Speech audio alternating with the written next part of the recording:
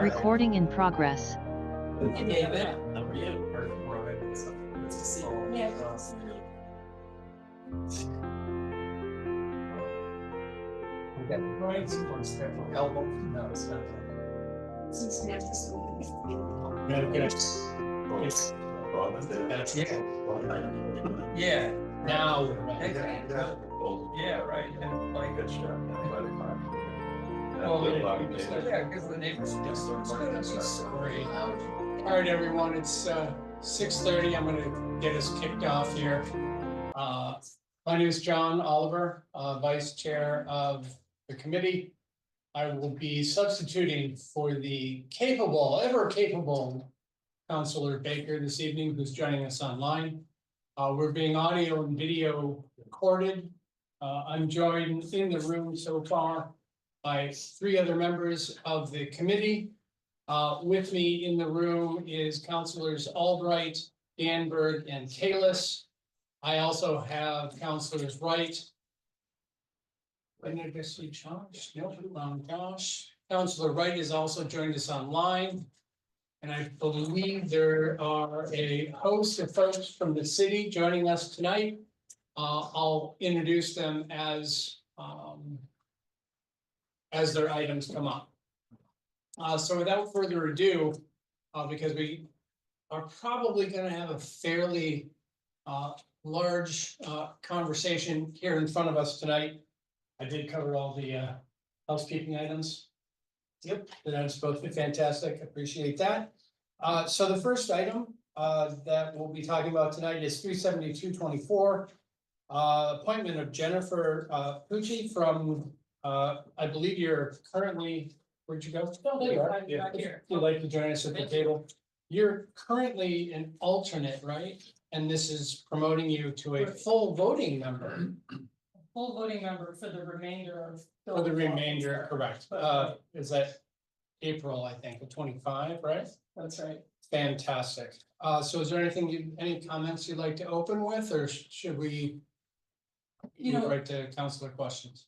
I'll kind of leave it to you. I came in April. I'm happy to give an intro of my background, and so I'll start with that. So I'm Jen Pucci. I know many faces from my past work with the city, and then when I came before this group in April, so it's nice to see everyone. I have lived in Newton since 2010. I moved here with my husband, and we now have 3 children, ages 7, 10, and 12, 2 Horace Mann kids, and then a daughter, as I was just saying, Susan, who's a day. So full house, lots of activity on that front. By trade, I'm an attorney. I have been primarily a litigator throughout my career. I started at Ropes and Gray and then went to the Federal Defender Office, kind of litigating cases in federal court for 9 years. And then had the privilege of working for the city, and now I'm at BU in the general counsel's office there. So I handle cases filed against the university, deal with employment matters, student affairs, and then labor relations. I guess in terms of, the reason that I'm here and kind of appreciate the opportunity that the mayor has given me to serve is I believe really strongly in public service and playing your part. And when I worked for the city, it was incredibly interesting to kind of see how it works, right? And it works because good people give their time to make it work. You know, the employees who work for the city, but also the councilors, the commissioners, the folks who are on the boards and commissions. And I very much wanted to serve and play a part in that when I left. So that's kind of kicked off my interest in the board. I think it's a role that suits, you know, my temperament. It's more of a quasi-judicial role than, say, a political role. And it is also, something that kind of meshes with my background and my training and how I practice. The last thing I just want to mention is the other area that I've been, you know, pretty active in around Newton is with the group Newton Neighbors. It's a nonprofit. I don't know if you all heard of it, but we do essentially service work for folks in need. It's a mutual aid group. It started during COVID, and I've been the board chair for the past 4 years. So that's also kind of close to my heart around contributing and being part of the community that we're all doing. So I'm happy to answer whatever questions the panel has. Fantastic. Thanks for that. Councilor O'Brien. So thank you for being willing to step up to the political developments. Steve, I'm just curious, when you're reviewing a 40B and have been as an alternate member, and they're full of technical plans, technical architectural plans, civil engineering plans. So by training, you don't know how to read those plans, I'm guessing. They That's don't not my teach you that in law school. So, you are right. So what do you do to make sure that you understand what these projects are all about? It's a great question, and yeah, the training that I have is certainly not relevant to reading architectural plans, right, by trade. And that's more kind of the application of the framework and the appreciation of the standard. And it takes, I think the way I approach it is, you have to put in the real time to understand it and ask the questions about the things you don't know. So I have relied very heavily on the law department, who, are very involved in advising us and making sure that we understand the issues. And then also the planning department and our peer reviewers to kind of explain and ask when I have a question that I can't quite figure out around what's represented, to explain it to me so I make sure I know, and then I'm making the decision that the city deserves on the application that's before us. So I don't know how to answer it other than kind of putting in the work to dig in and making sure to know when I don't know and ask the question. And I've sat on 3 40Bs at this point, which I think, we've had quite the spate of them. I've only been here a couple of years, right? And that's a lot, and I've been a voting member on 2. So I had to kind of put in the work quick, right? I think normally you would have a little more experience on the board. So there is a learning curve to it, but that's how I've approached it. And the staff helps you. Do they present to you, here's some issues with this plan or that plan? I haven't asked that type of question in particular. So I haven't had that precise interaction. I mean, I also talked to other members of the board and kind of asked my questions in the hearing, but sometimes, we've had the 3D models made to kind of bring to life, what you're seeing in 2D, and that helps, right? So there are multiple dimensions to try to figure out what's in the plans, what's on paper, and then what are we deciding on. But I don't know that I've asked that precise question to a staff member. Okay, well, thank you very much for that answer, because it's relevant to the work that the council does as well. And when that time comes, I'd love to move approval. Fantastic, thank you. I'll also mention that online, we've been joined by Counselor Lucas. And in the room, we now have Counselors Wright and Getz. And to that end, Raina, you raised your hand. Yeah, 2 questions. Thank you for offering to serve, or to continuing your service. I actually am curious about just the tenure of the appointment, because it expires on April 30th of 25, so it's probably gonna be less than 6 months. Just in terms of your appointment, and I'm curious about that. Did you know that? Oh, Barney's. Yeah, I'll defer to- Okay, okay. Yeah, Barney? you Yeah, want- I think that's just a technical matter, Oh, unless there's a reason not to be reappointed. When you're a member, it's likely that you're gonna be reappointed, so Ms. Pucci is filling the unexpired term okay, of Bill okay, McLaughlin, who stepped away. okay, all right, Yeah. so are you not currently an alternate? I'm currently an alternate, and I think through effectively April as well. So I defer to you all on what need to or should happen around that, but this is So you're stepping up to a full a member? full member. That's right. Okay, got it. All right. And then just your stance on the safe harbor and, the role that it plays with the ZBA. How do you feel about safe harbor?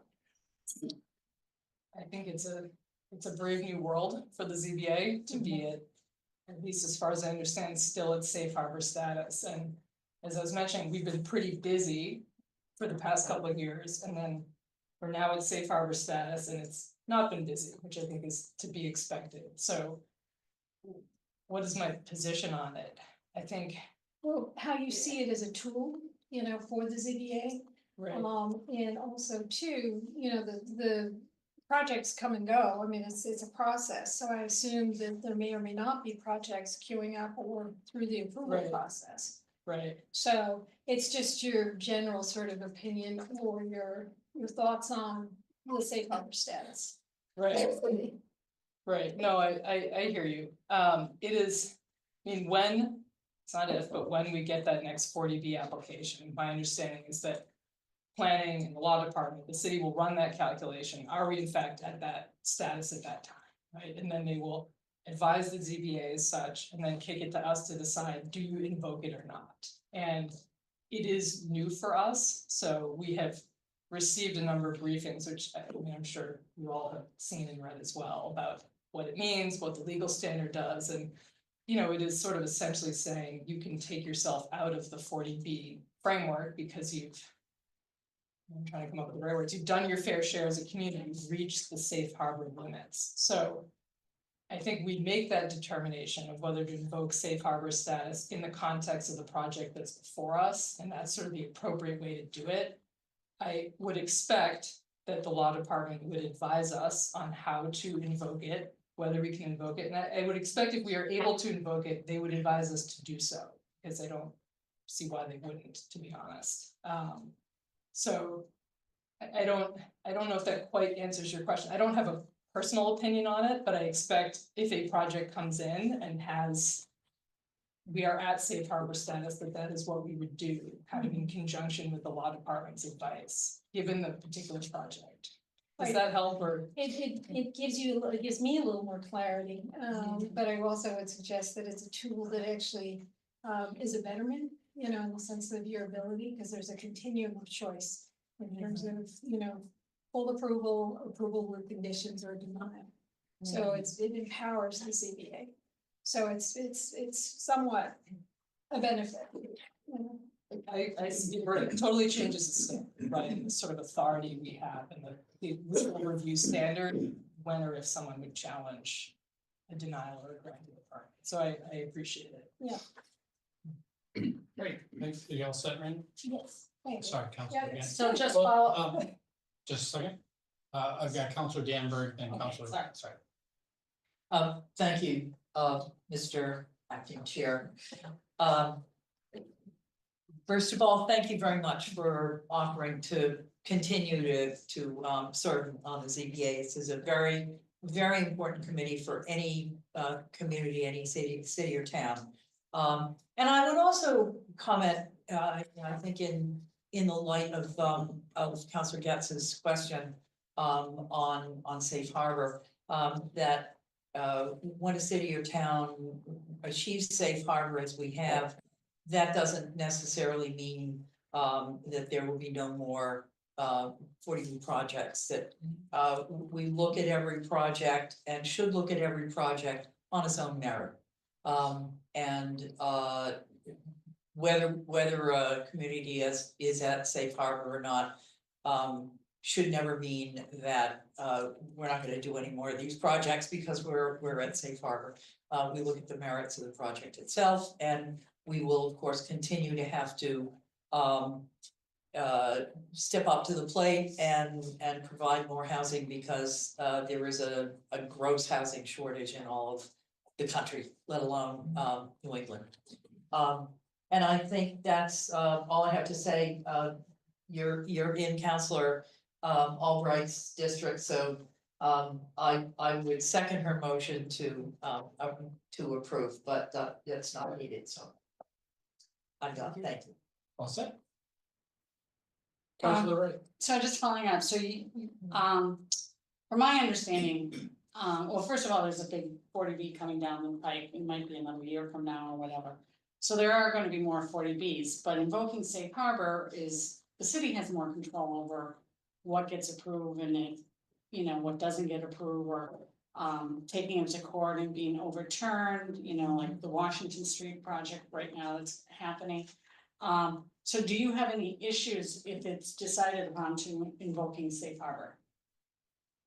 Any issues with the Just, decision? yeah, No, I mean, if that's the decision of the panel, including me, I don't have any issues with that. I mean, that's the decision to make at the time, and I don't. okay, thank you. You all set? Yep. Great, Counselor Baker, you're still muted. Having a few technical problems, and I've had to switch back and forth between devices here. First, I just want to say thank you for serving again. You have served us ably in the law department.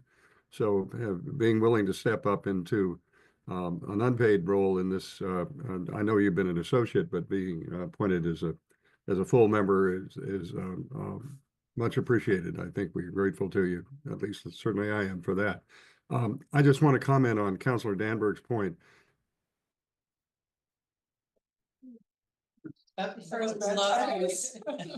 think it's important to recognize that we also have special permits and inclusionary zoning opportunities through our regular housing mechanism. So it's not as if safe harbor it means that there is no opportunity further to do good and useful things. Austin Street is an example of that.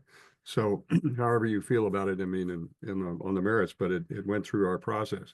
So I would just encourage you as a member of the ZBA to be, and also the ZBA itself to recognize that this is not the only avenue by which housing opportunity may be achieved. So that's all I have to say, and I'm glad to support the nomination. Thank you, sir. Appreciate that. Any other comments, folks? All set? Counselor Albright, yes.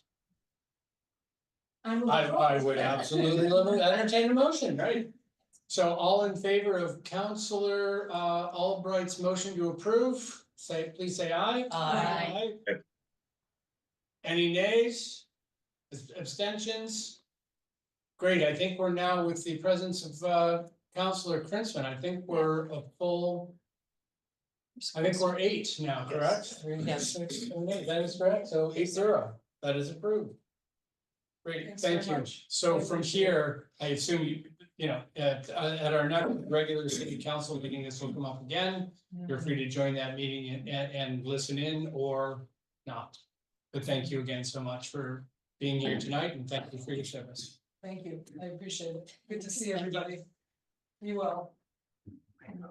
And you're more than welcome to stay and listen to the conversation as it unfolds. She mentioned she has 3 children. I'm gonna go home. I just thought I'd put the option out there.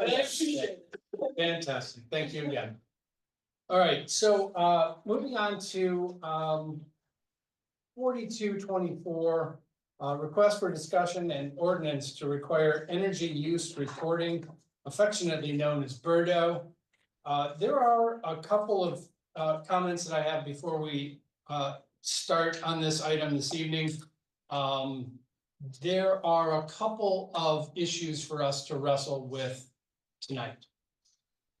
In no particular order, we have Commissioner Josh Morse here with us tonight to talk to the city's preparedness with our own buildings as regards BERDO.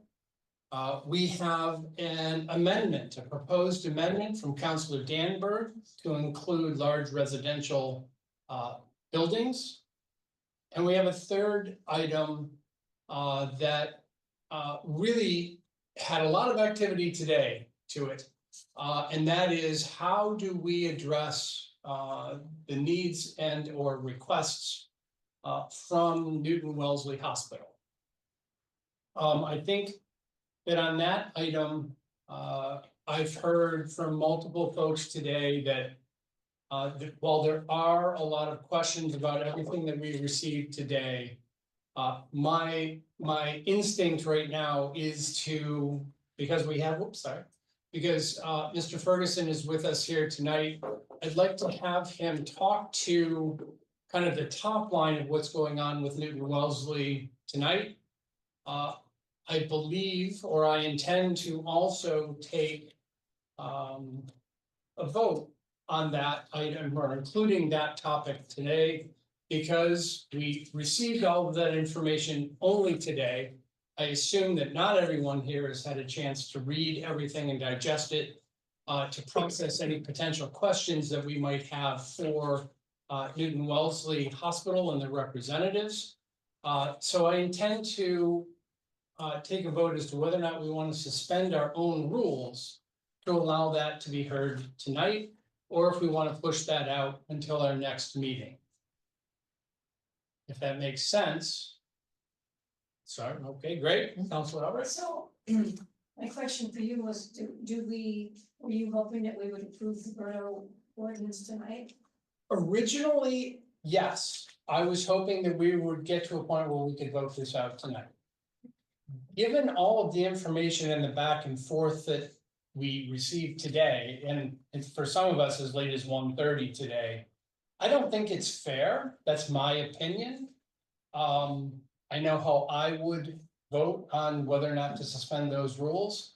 But I also know there are people on this committee who have raised their hand and said, hey, that I need more time to process this. Since we received that information, it would be great if Mr. Ferguson could comment on it, so. That I do intend to ask him to kind of top line what's going on. And then I want us to have a conversation before we take that vote. But I agree, whether or not we have the conversation from, you know, the city's perspective, and then follow up with questions for Newton Wellesley. I think that's fair game before we take that. So do we have to vote to accept the materials as part of the discussion tonight in order to have that discussion? Yeah, I think we probably do. So I would move that we allow it to be discussed tonight, because you never know, we might be able to come to a conclusion. Or after discussing it with Mr. Ferguson. Well, I mean, that All right, depends on the vote of the committee with. Councilor Kalis, yes, fair, yep, fair. No, whatever you, we vote on the motion. Well, hang on, So- any thoughts before we do that? Yeah,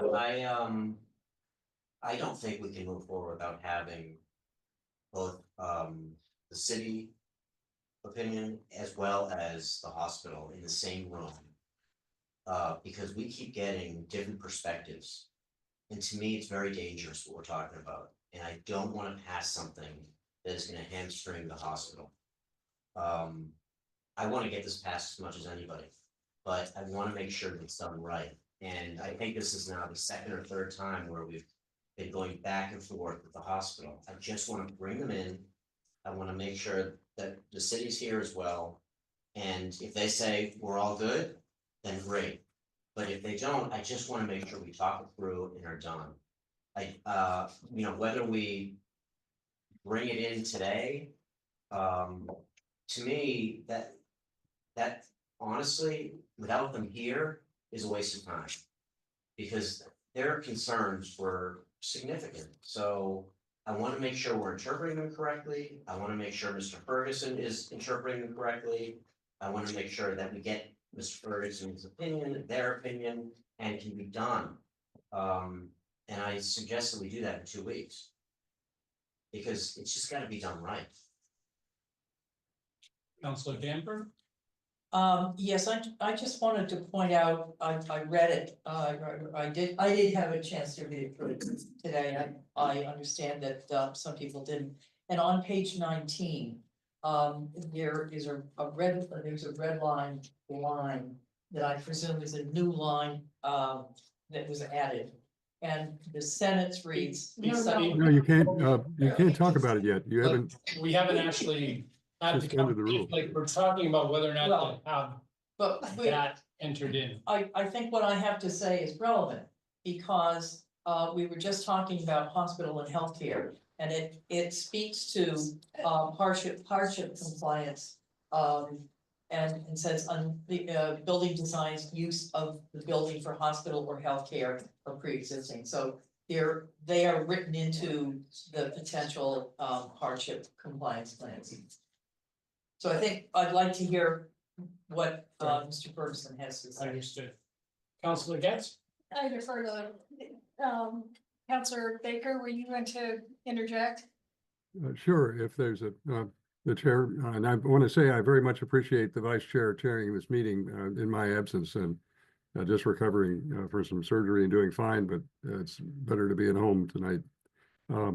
But I think you will need to suspend the rules to take up the materials submitted by Newton Wellesley, because they're submitted not within the time frame we normally ask for them. So I don't think you can have a real robust discussion with about those materials. You can have a conversation with Mr. Ferguson about process if the committee wants to carry forward this item to another meeting and have that conversation more fruitfully then, but then you will have everything in advance as opposed to today. So I just have to disclose, I would not vote to suspend the rules myself when the motion is made and heard. Thank you, sir. All set? Councilor Getz? Yeah, so I concur with Counselor Kalis, but if I'm interpreting what Counselor Baker just said, that we are not going to have a discussion this evening. We would take, Okay, sorry, so kind of I'll say it perhaps more clearly because I'm struggling with some of the details myself.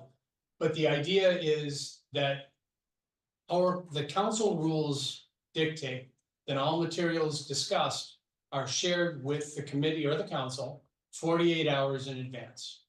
Because the materials from the city and the content that we received from Newton Wellesley Hospital all came today, we actually have to vote to suspend our own rules in order to allow that material into the record for us to discuss it. yeah. And that vote, by the way, is 3/4. Of So us. 6 members of this committee have to agree, right, to suspend our rules, to have an in-depth conversation of what we received today.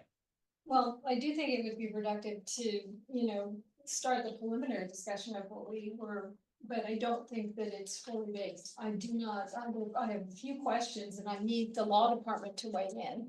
And I also felt like, it's inappropriate to be, considering content, with so little time, because I would have previously asked a few people Understood. the questions I would much rather ask and get those answers before we have our discussion.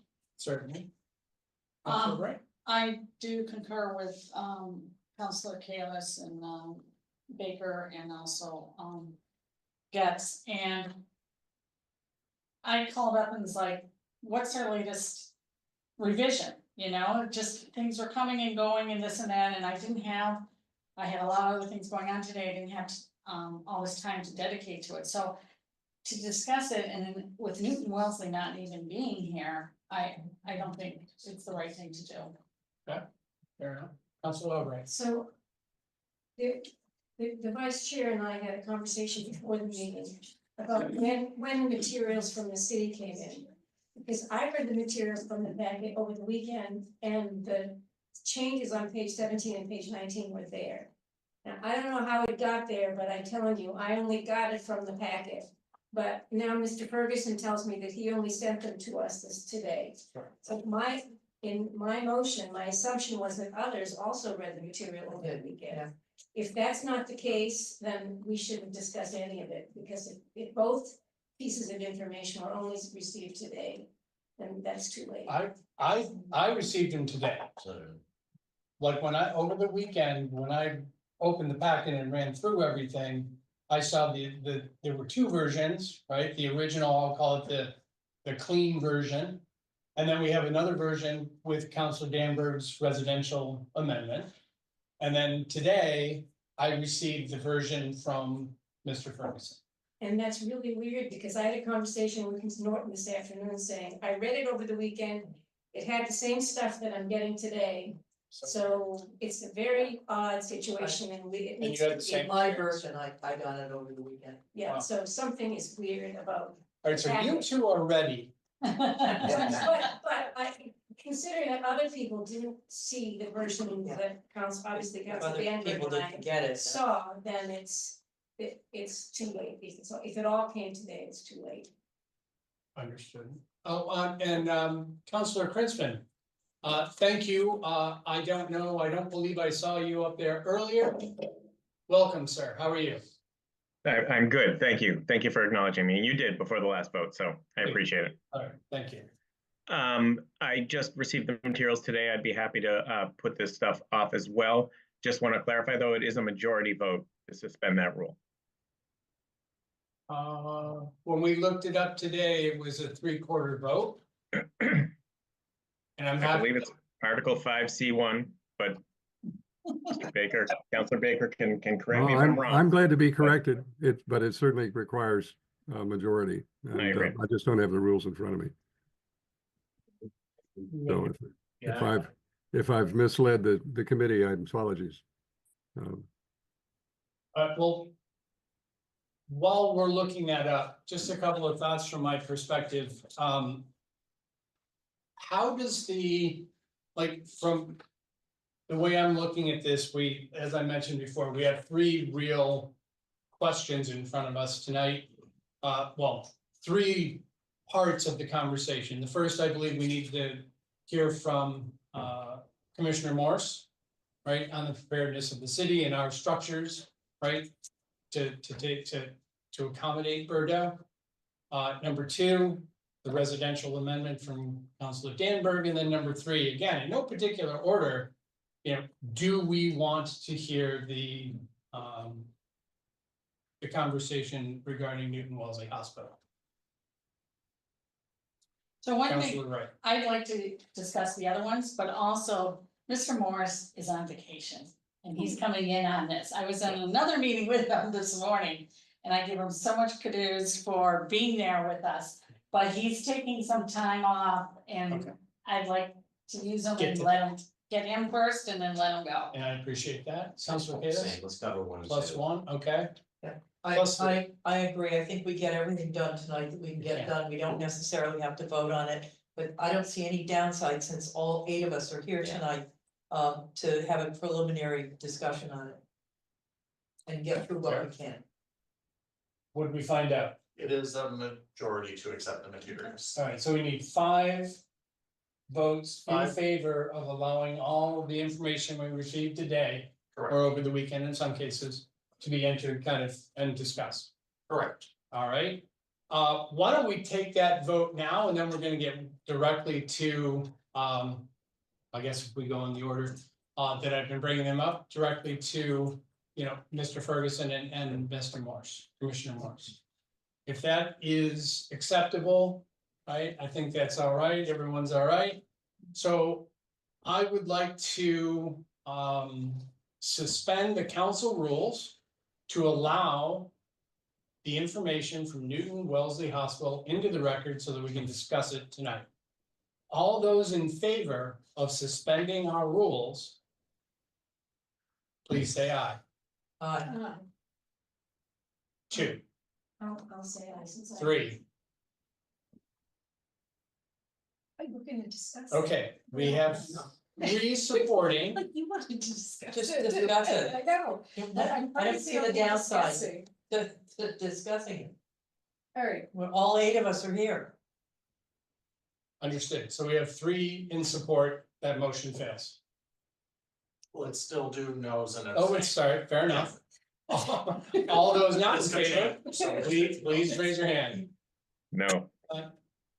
1, 2, 3, 4, 5 no's, no abstentions. Okay, That motion fails. We'll not be talking about Newton Wellesley this evening. We will take that up again as soon as we can. We'll have to look at, of course, the agenda to figure out when we can do that. And we Yes. bring them in the hospital for 2 weeks. Or at the next meeting, so we can discuss Why this don't- and I think, to your point, we need to have everyone present and the questions that we have to put to everyone handled in one last session, because I think it's fair to say everyone, certainly in this room, would like to see Birdo handled and moved to the full city council. I Yes, just want to Councilor make Allen. one comment about inviting the hospital in, that is, that there are plenty of building owners in Newton that object to this ordinance. And we haven't invited all of them to come in, so I don't know why the hospital has more, I mean, I love the hospital, I use it. But they're another building, and we ought to have their point of view presented, but I don't think we need to specifically have them come to the meeting. All right, Councilor Baker? Mr. Chairman, I think for the next time, members of the committee will have a chance to look at the materials, and I suggest some questions could be posed through the clerk to Mr. Ferguson in the hospital. But I do share some misgivings about according any particular property owner affected by this ordinance a special seat at the table. So I would be cautious about making that commitment tonight.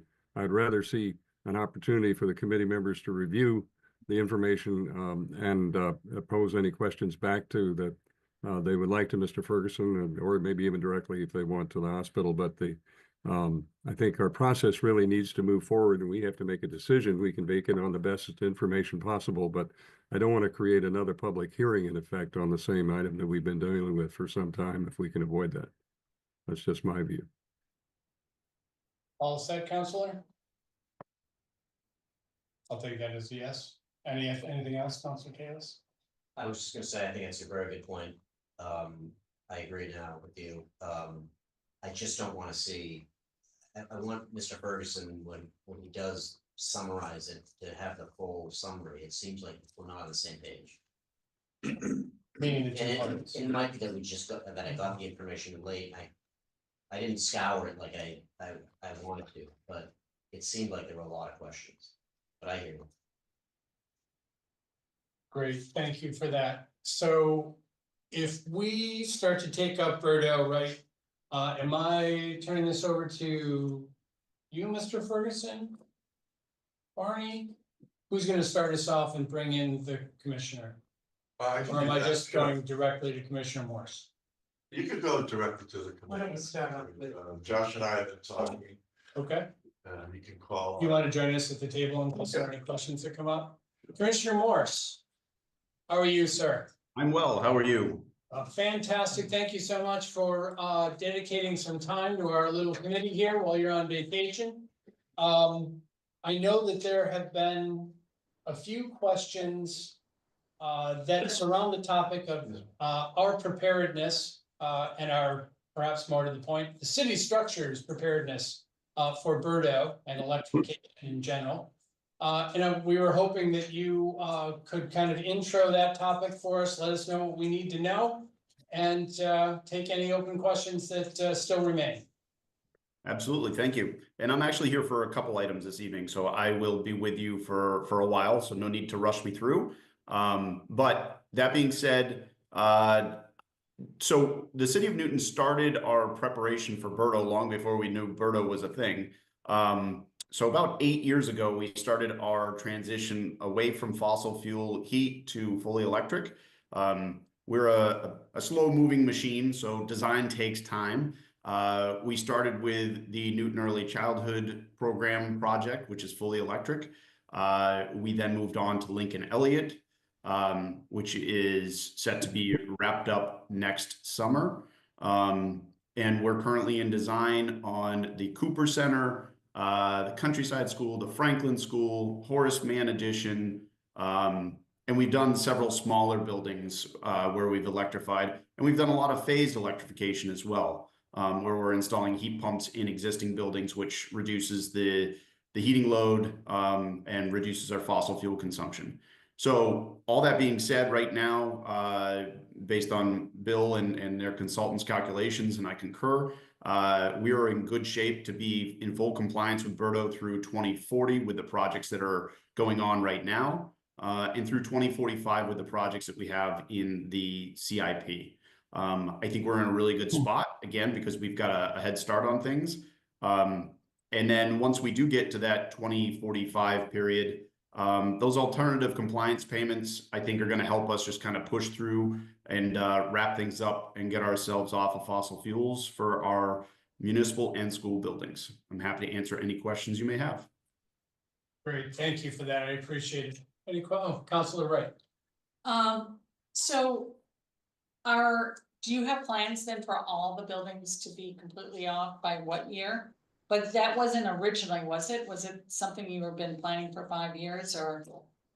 So I developed a municipal and school building electrification plan several years ago now. I'm going to say I probably assembled that 5 years ago. And it's different and unique to each single building. And I think this probably hits home, or that this will help hit home why this is a complicated conversation for various building owners out there. Every single situation, every building's a little different, so the approach is going to be a little different. Some large buildings may phase over time. So what I mean by that is that if it's a large commercial building with 20 rooftop units, they're not necessarily all going to get replaced at the same time. So maybe they're electrifying, 2 at a time. Another location may have a central hot water system that provides their heat, and they may go to a heat pump chiller. So they would electrify kind of all at once. For our municipal buildings, we're no different than anybody else. We have buildings of all shapes and sizes, including a few residential properties. So our approach is tailored specifically to those buildings. Does that answer your question, Counselor? Yes, and which would be the last ones? So I think the last ones to be complete will probably be Newton North High School and Newton South High School.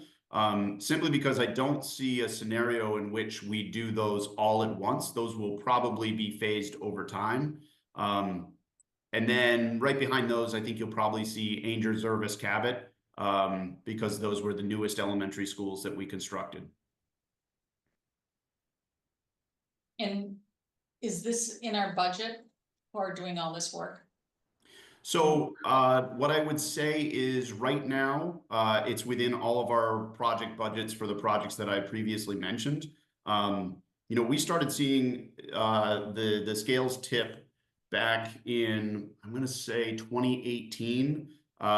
We started seeing, at least for buildings of our size, fully electric heat pump solutions be cost effective and in some cases less expensive upfront than their fossil fuel counterparts.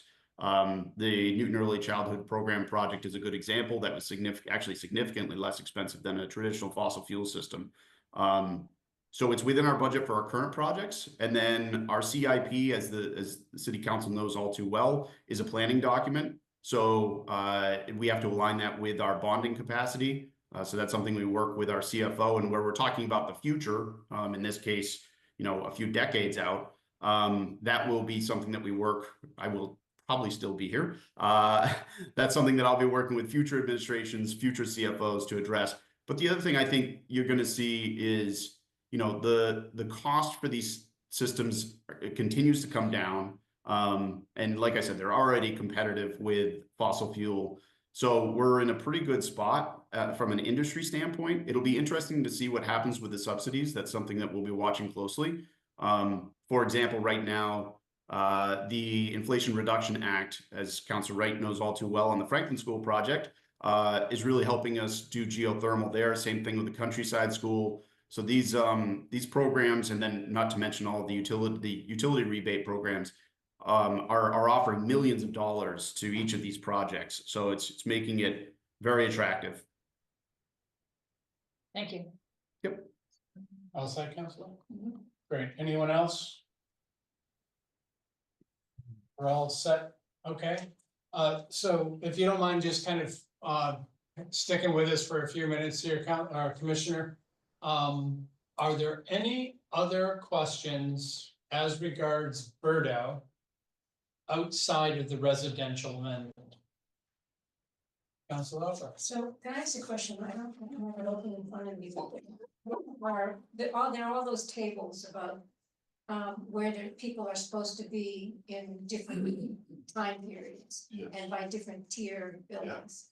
So do you have any sense for how that compares to where we are now? Or not we, but how these buildings are now? Or is that something that we're just gonna learn from? Well, we do have a sense of that, and Philip, Esh Gates is on the Zoom, he's our consultant. He actually looked at that, I think, right? Philip, do you have that information handy?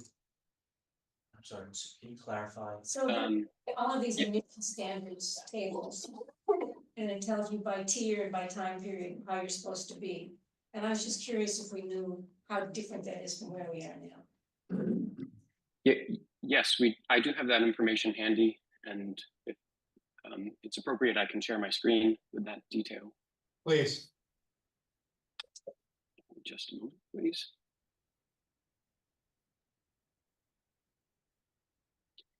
And the question is specifically about the community as a whole, is that correct? Or city facilities specifically?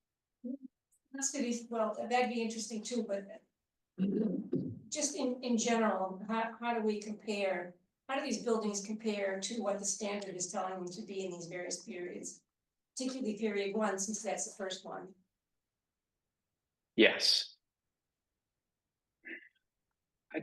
I'm having trouble sharing my screen. I wonder if there's a permission that needs to be enabled for me to do so.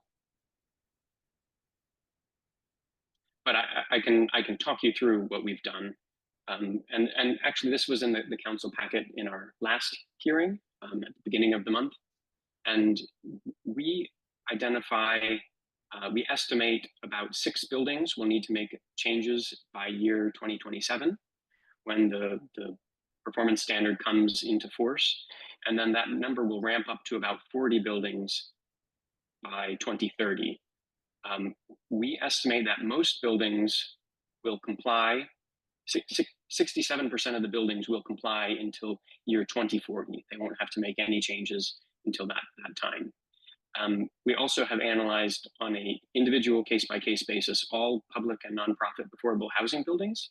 There's 9 of them, and all of them are on track to comply until 2040. Add to that the 30-some City of Newton facilities that are, as Commissioner Morse just described, those are on track to be in compliance, the whole portfolio of buildings. So it's a relatively slow ramp in terms of the number of buildings that need to begin making changes or making alternative compliance payments to buy themselves a little more time.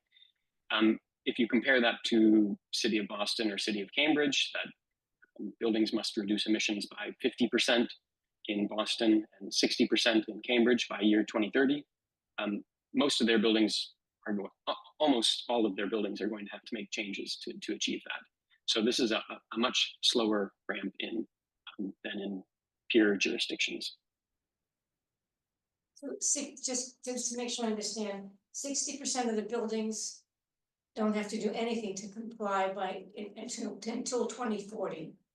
67% is our estimate. 7%. And then you said something about the housing buildings. 100% of the public and nonprofit affordable housing buildings are in compliance until 2040. Okay, but the private housing buildings?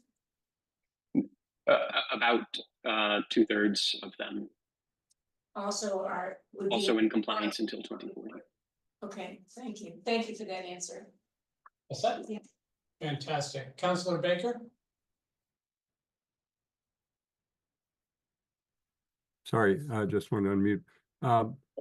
At some point, it may be relevant for this conversation later, but the question of how this is all administered going forward is going to be important because what Commissioner Morris indicated, what I think recall from Mr. Ferguson's prior comments, there are really 2 roles the city is going to play in the administration. One is the kind of technical assistance that provides guidance to people who are interested in complying but don't know all the available resources to assist them.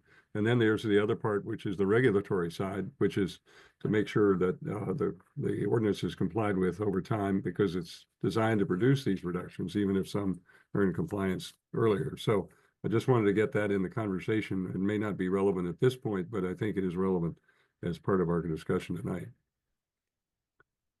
I can do, comment on that. We have, Synapse has put all of our city buildings into Energy Star Portfolio Manager. They're in there already. They'll be maintaining that, so every year they will be updating the Portfolio Manager information with all our buildings.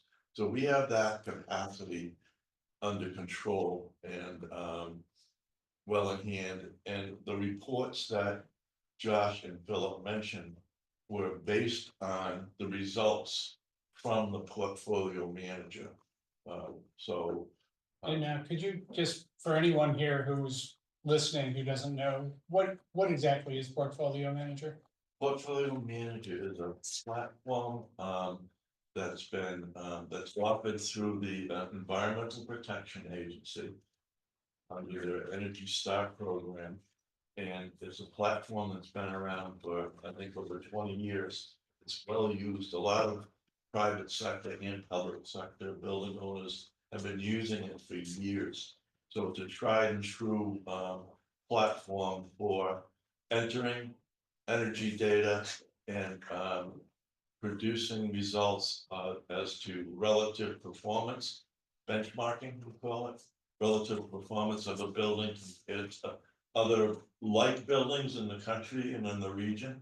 And it also produces the emissions rating that we need for Berto enforcement. So that's where we get that emissions data every year, where we can look at a building to see how it's comparing to those tables that are in our ordinance. Thank you, sir. Counselor Wright.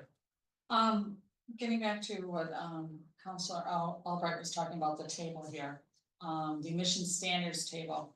And it has the building use, listed. Is this defined anywhere? Because some things could be in either or and where they need to be. And then the second question is, we have healthcare and we're talking about possibly, something separate for the hospital, but what about a doctor's office? And if they do procedures there, where does that, fall in?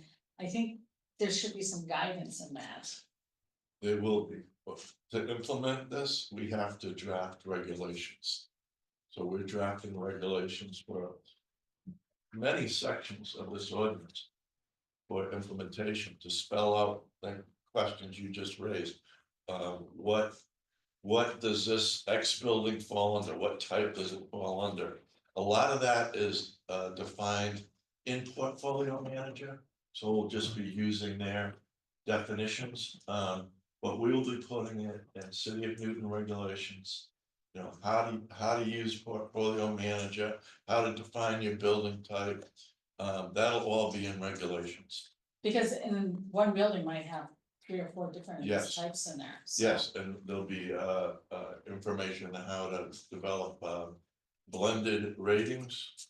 So if you have 2 or 3 different building types in a building, we'll come up, there'll be a methodology for coming up with a blended rating and a blended score. So all that will be put into regulation.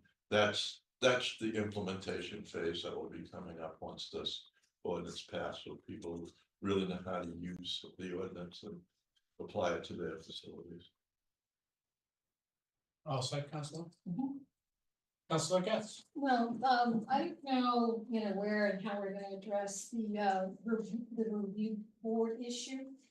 Because I went in and I looked at the Boston Berto, and the Newton Berto is very equivalent. They seem as if they are, literally almost the same language and the same sort of, the way they were drafted. But the one part that was exempted was this review board provision.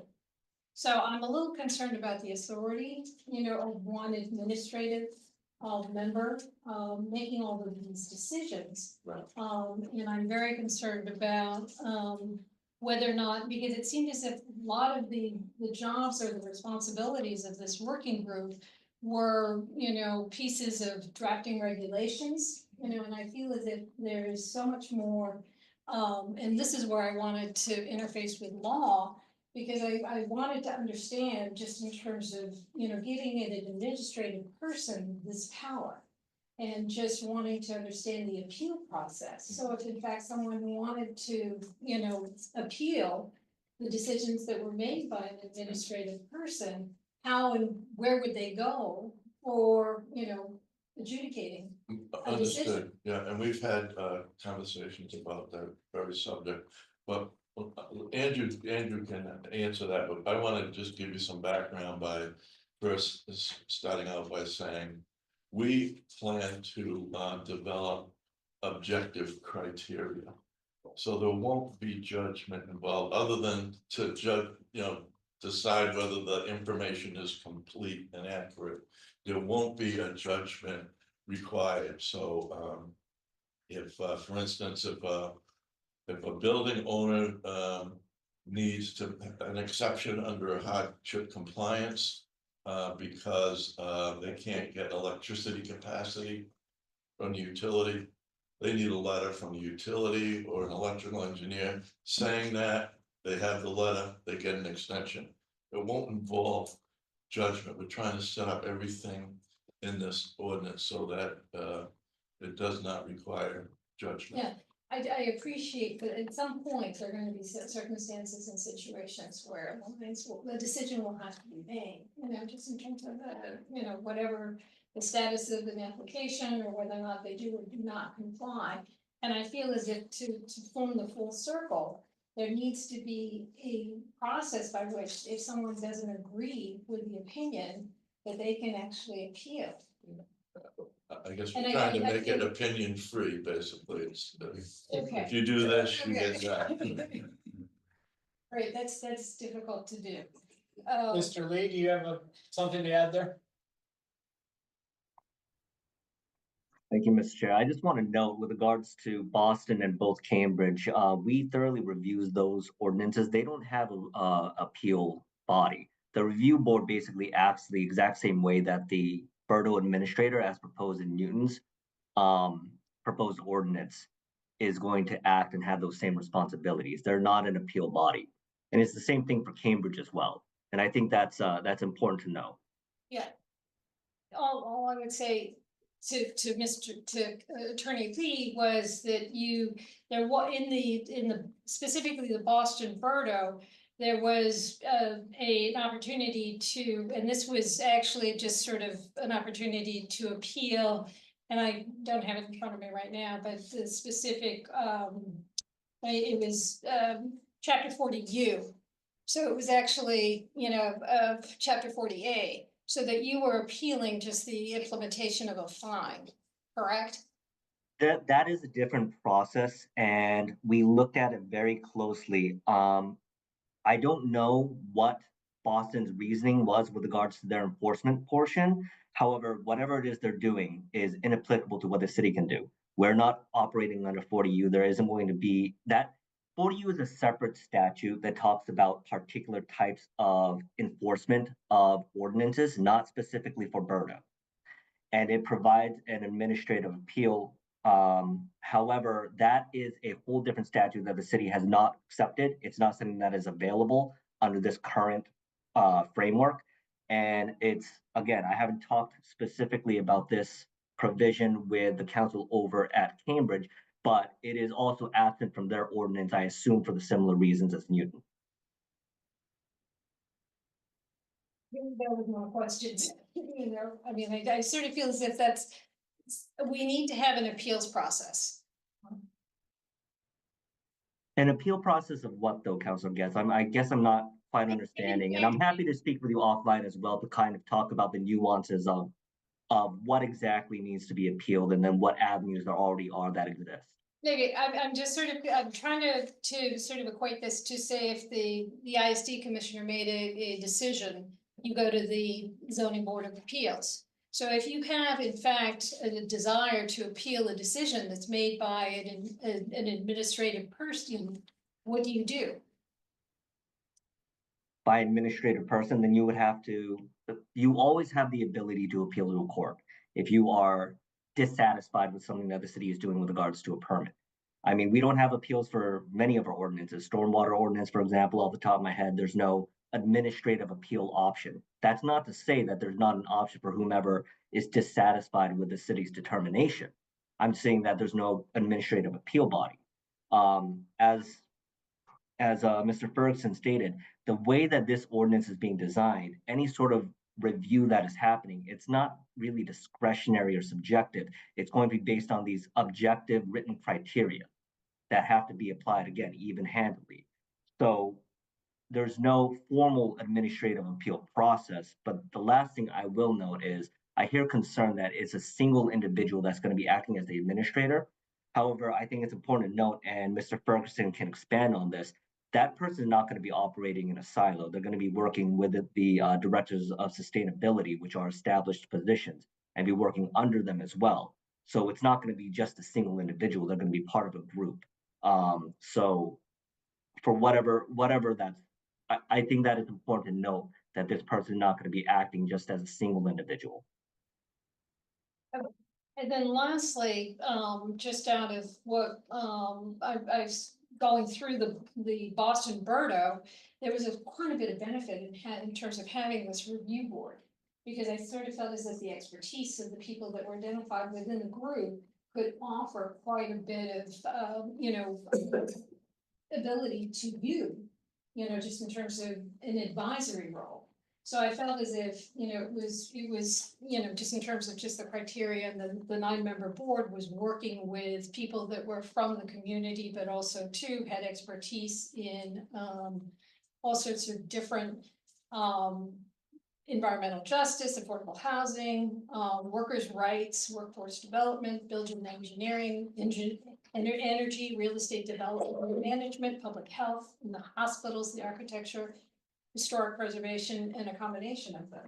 So I felt as if it would be helpful to have a group like this, and I'm sort of seeing this as why I didn't understand why this was not included, Right. in our. We're trying not to make it bureaucratic, but those types of skill sets you mentioned, Mhm. we want to tap into those people to help us draft regulations. That's where we'll use that expertise when we get into the regulation drafting phase, which will begin as soon as we pass the ordinance. That's how we'll use those types of individuals. Again, I'm just sort of feeling as if it's a gap, and I feel as if it's information, and I just didn't understand why, because they were so equivalent. As ordinances, and I just sort of thought this piece was removed, and I didn't understand why. All set for now. Thank you. Councilor Damper? On that same topic, a lot of what Councilor Getz has brought up, I was gonna bring up also. And I feel very similarly that, we, in this community, Boston and any, of the surrounding communities, especially in Newton, we have such a wealth of expertise in all of the areas that, that would be not, as Councilor Getz has mentioned, not just judgmental, but rather advisory. Because this is the goal of this is not to punish anyone, it's to gain compliance. And to help the building owners, and provide free expertise to the building owners so that they will be, better prepared to reach compliance. And I think that, that having the appeal go back to the city, which is the administrator, in a way doesn't pass the sniff test. Of having a separate body adjudicate and more importantly, advise. So I would strongly support the idea of having a body of citizens with expertise to be the body to which appeals were made. Councilor Kalis?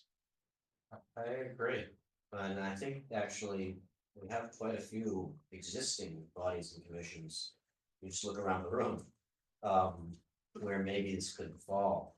And it's just, I would just ask Mr. Ferguson, that's something you take back and think about. And if, Councilor Albert? Is the review board in Boston a paid board? Do you know? Yeah. It is. So they're not just citizens there. Because this takes a lot of work. This It's a isn't, stipend, I think. It's this not- isn't meeting once a month. This is like they're gonna be working. I don't know. I think it would mean a different model and a different payment schedule.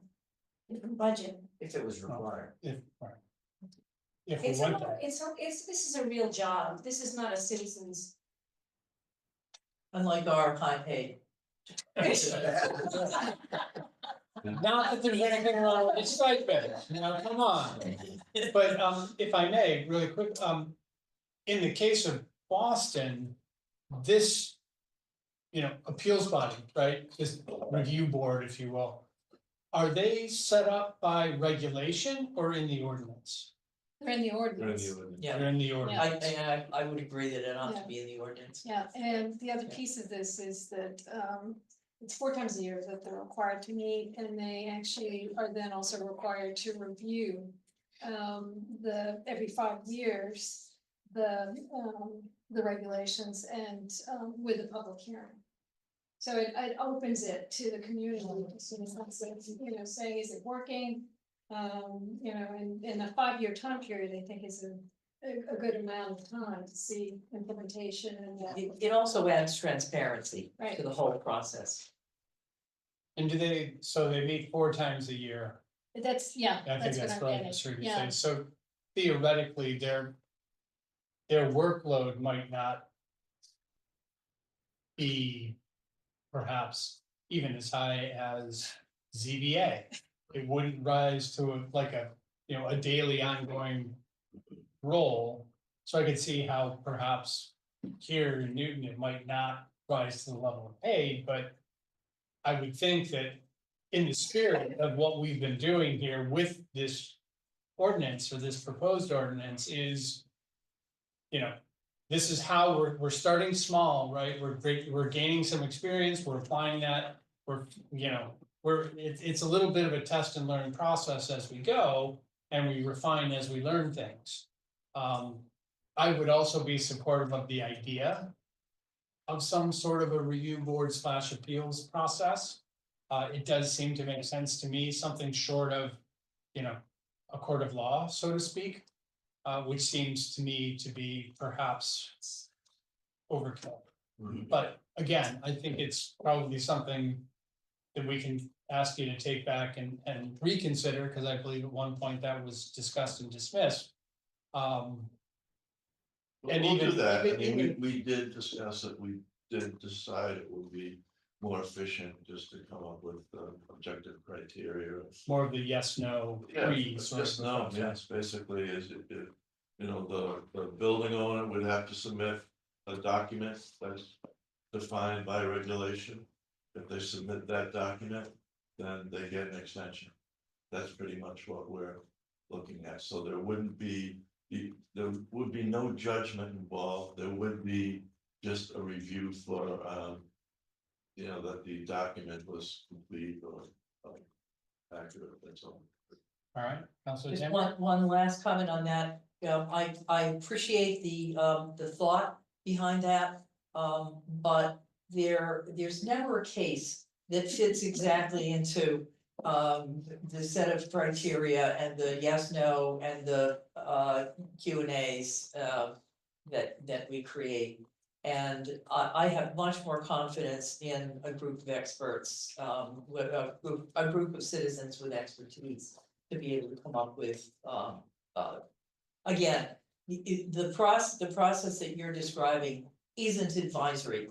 Yeah, it's just, here's what your issue is, it most closely fits this, and so this is the answer.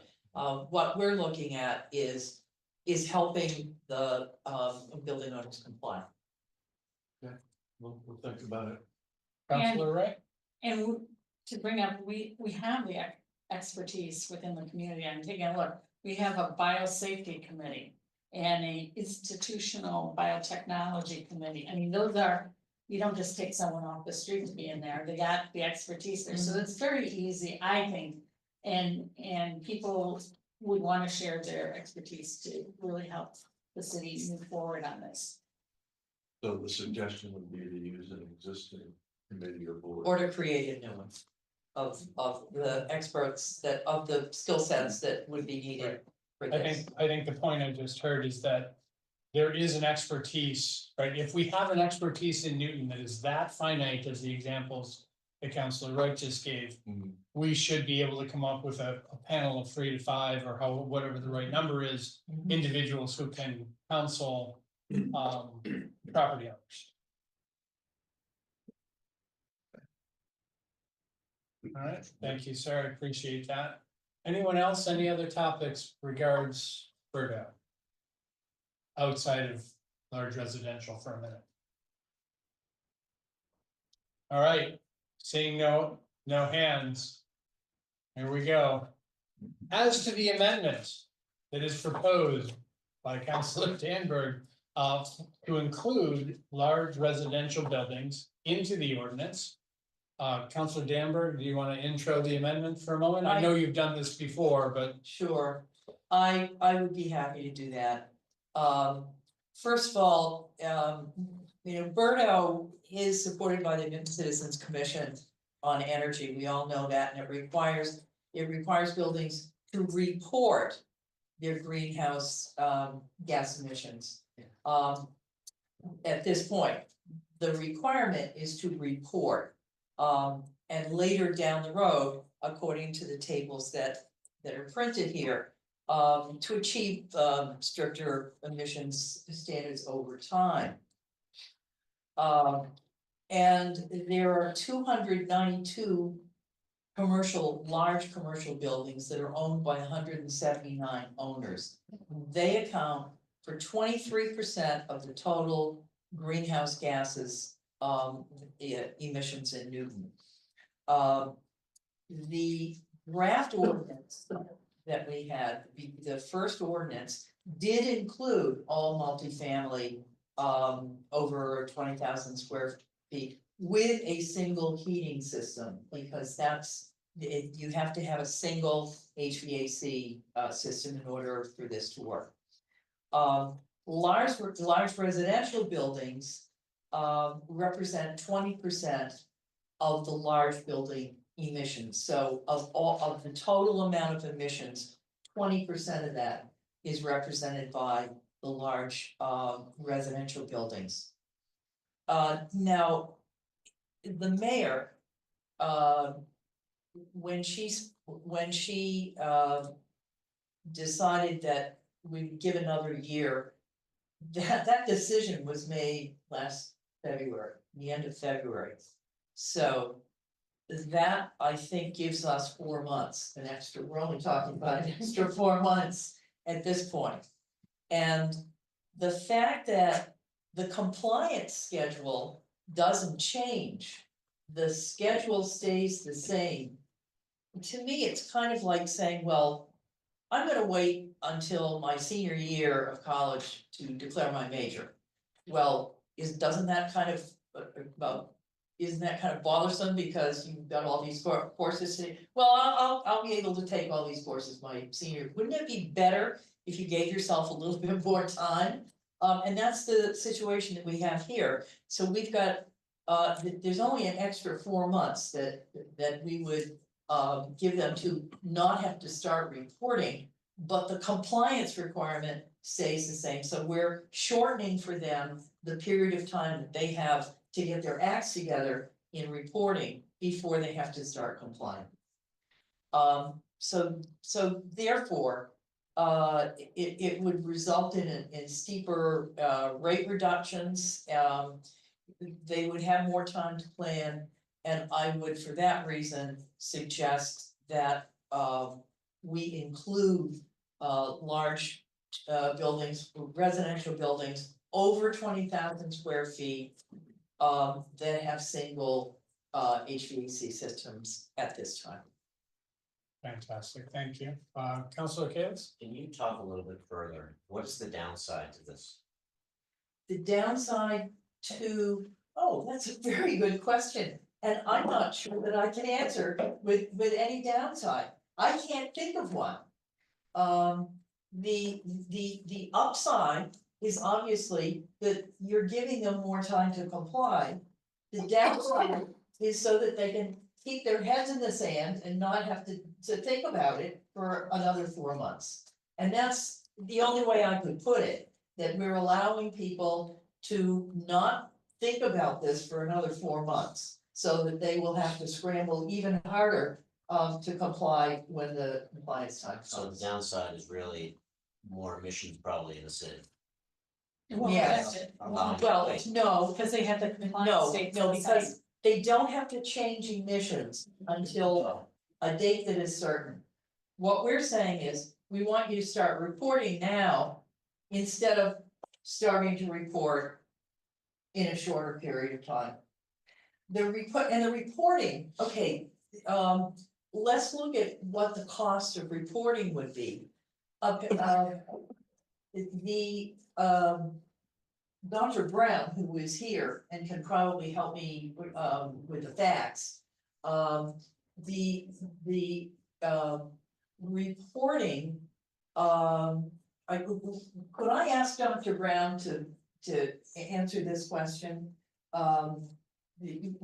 Go ahead, restate it so that What is it's.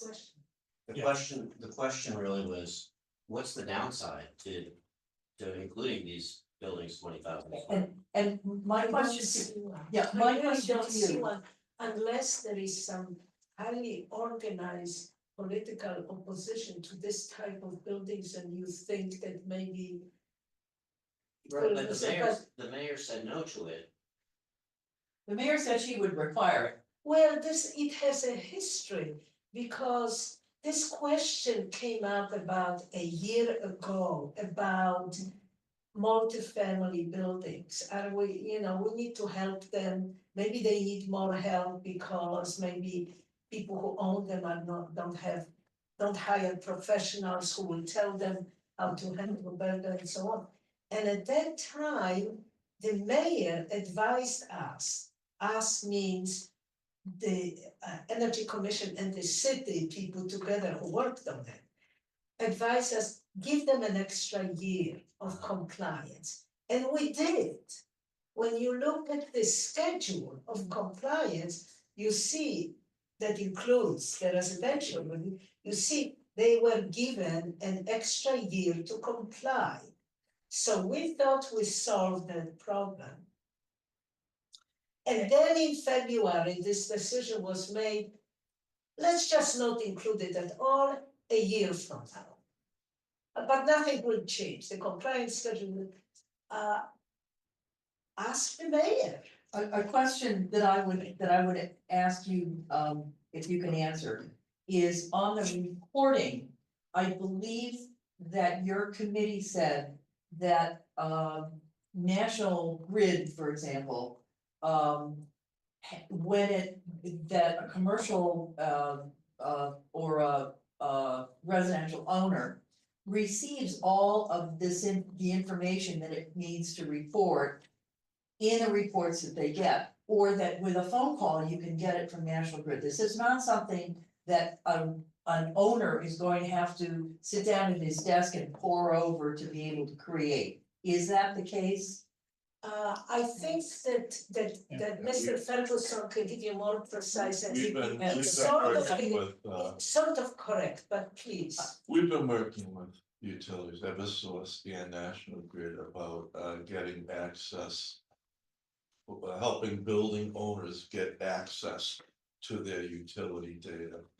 So we have some good contacts there, we have people that are willing to come in and do training. In fact, at the public hearing in June, both of our utility contacts showed up to testify. And the woman from Eversource specifically talked about access to data in her testimony. So we've been working on that. And I so think this is a utility- concern of and to answer your question, Councilor Kalis, I think a concern of building owners is, how am I gonna come up with this data? And the answer to that is that the utilities will provide it for you. They will be providing a portal for building owners to access that data. So the building owner has to access the data, but that portal is available. And Eversource will come out, train building owners in how to use the portal. They've agreed to do that. So, that we've been working on for quite a while, and the utilities have been working on it. I mean, this is something fairly new for them. I think they put it in place for Boston, and now they're trying to make it available to Newton and other communities, so. And I think that, remind everybody that, the city took one of the buildings that was concerned and came in and spoke. The address is 181 Lexington. And, that building was built in 1970. It has the same boiler, so the boiler is 54 years old. And even this building is okay until 2035 or 2038. Let me just add, if I may, one thing, I think the main rationale for delaying residential a year was, as you mentioned, residential is 5% of total city emissions. Commercial is 23%, In Cambridge, a year ago, the city introduced an ordinance that included residential. It ended up being, that aspect of it ended up being very controversial. And they took it out of their ordinance. So our concern was, let's get the 23% passed. And then go back and do the 5%. Now, I don't know what the politics are on this, but that was. We saw nothing to lose by waiting a year, and, you know, I know they have. I know building owners, I mean, theoretically, you want them to start a year earlier, but. You know, I don't know if they will anyway until they So get it's, the requirements, so. we're now at 4 months, basically, of that. It's not You've really. given them the, you've given them the 8 months, and, the question that I would have about Cambridge, what was the threshold? We're looking at a threshold of 20,000 square feet and over. What was the threshold? It might have been higher in Cambridge. I think Philip knows. Do you know offhand, Philip, what the? I want to say it's 25,000 square feet. I'll pull up the Budo amendments and confirm in just a moment. I think it's a little larger, but it's not the weight, it's the two-part aspect of it. Yeah. Is where that was our strategy, doing 2 parts. Hopefully you get the biggest part and then a year later you go after it. Right. That's a very good point, because we want to make sure Berto passes. Although I don't know that I've heard some, but not an overwhelming amount of opposition to the 20,000, so. I think it would still pass. Yeah. Okay, thanks. Yeah. But I'm finished. Great. You can, yes. These percentages that we throw around, I think it's important to know that, yes, that multifamily buildings represent only 5% of total Newton emissions. But if you look at the large buildings in Newton, over 20,000, of all these buildings, the multifamilies represent 20%, right? So in one, it's the same thing, but it looks very different. You say 5% or 20. So by delaying, we are delaying 20% of the emissions from large buildings. Right? Yeah, but I have a question with regard to Cambridge, because you were clearly thinking about that.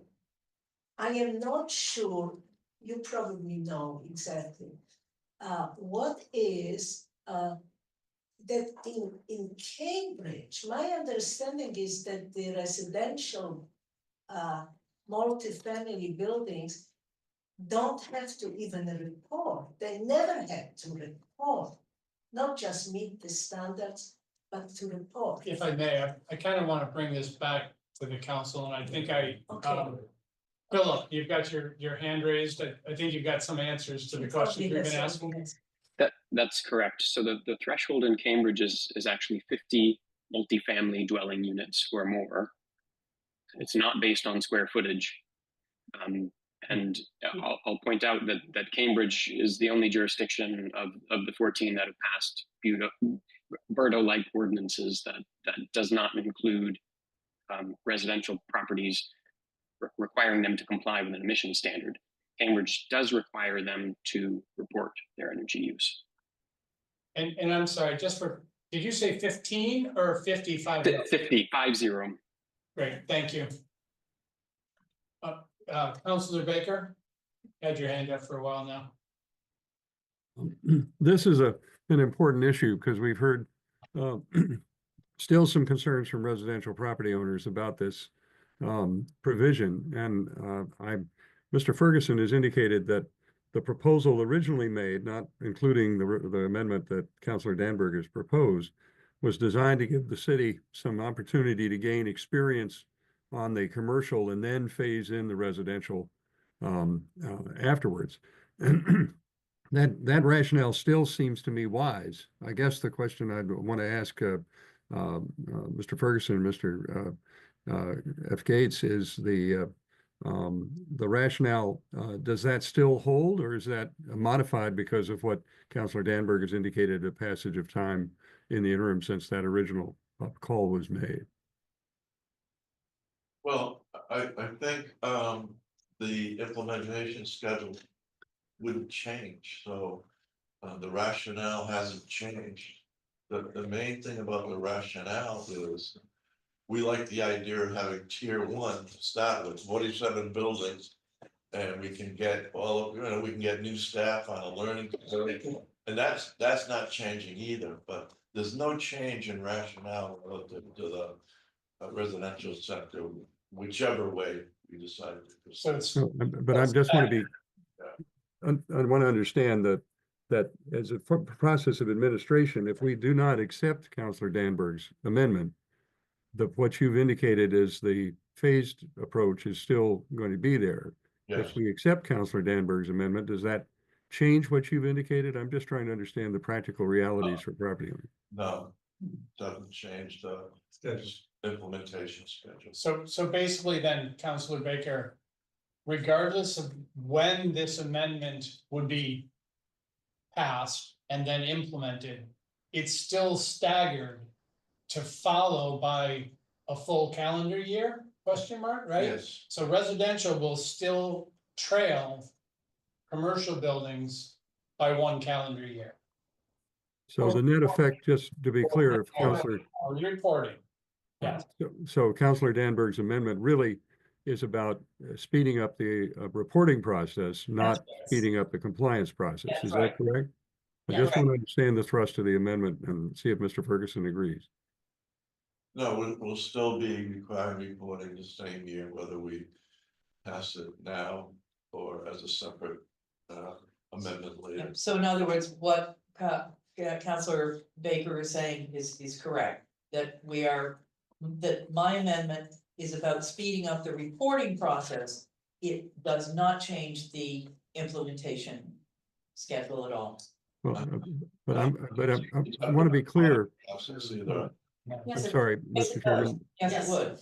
For residential, it would speed up the reporting process, only the reporting process, not not change the implementation process at all. I don't think that's true, but. Yeah. Can I just follow up, because I just want to be clear on the issue. The issue is, as I understand it, whether to include the residential units in the process now so that they are on the track to be as part of the compliance process. If we don't pass all the Counselor Danberg's amendment, are we dealing only with commercial, and there would be need to be a new amendment to add in residential later on, even though the staging of this is still a delay? I'm just trying to understand, are we bringing properties into the game by her amendment that are not now in it, as opposed to just changing the timing of what they do? No, we're not bringing in any new properties that weren't already identified. And we have a covered buildings list, a separate list for residential properties. Okay, so they're included regardless. This is just a question of the timing, as I hear it, correct? Yes. Okay. No. But their compliance is in the I'm not same. sure I'm following all of No, it. it's not I this think year. it's getting. I'm I'm getting sorry. confused.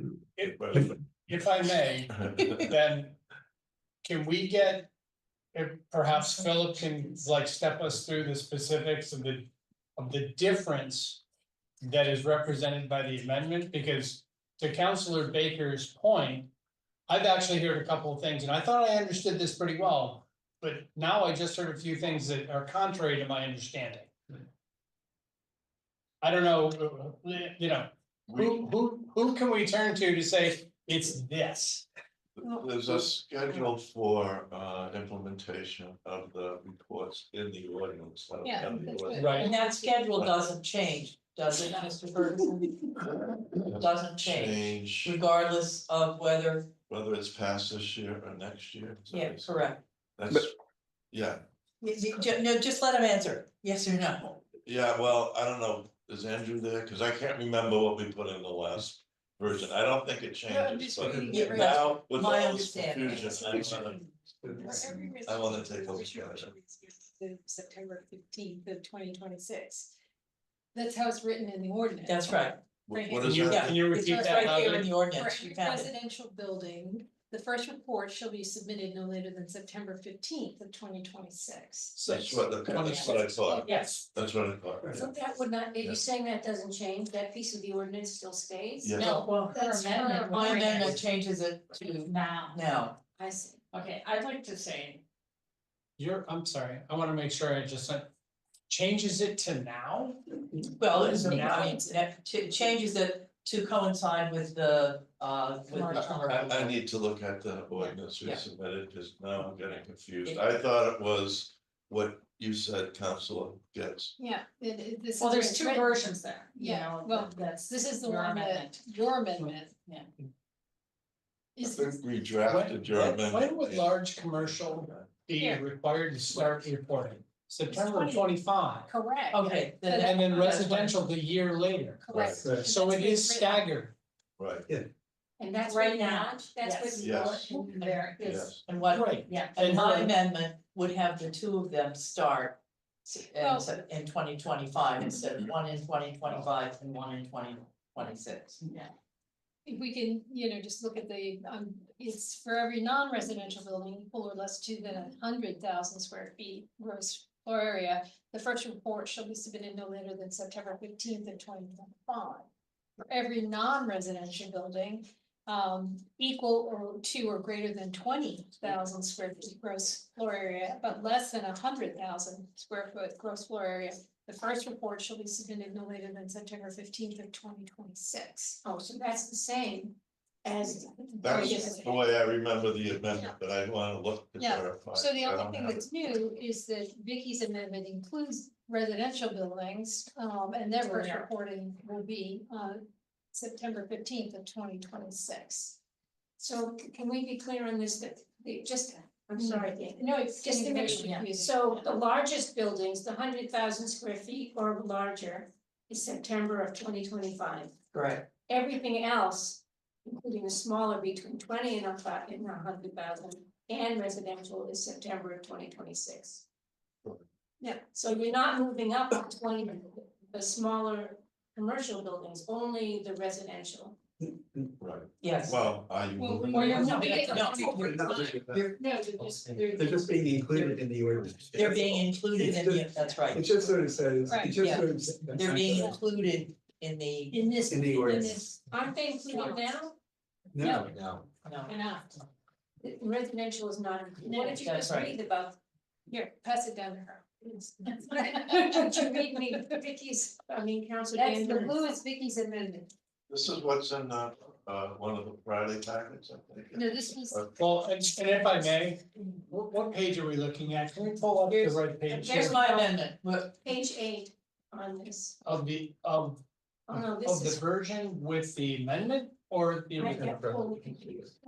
sorry, I clipped it, so that's only Vicky's amendment, so I could just scroll through her content. So So we're looking, that's gonna be in donuts, I just pulled it, so I'd have to go back and look at the original document. Just take them out. But Well, it's yeah. blue, it's the document that has Vicky's amendments in blue. yeah, It's your Right. section.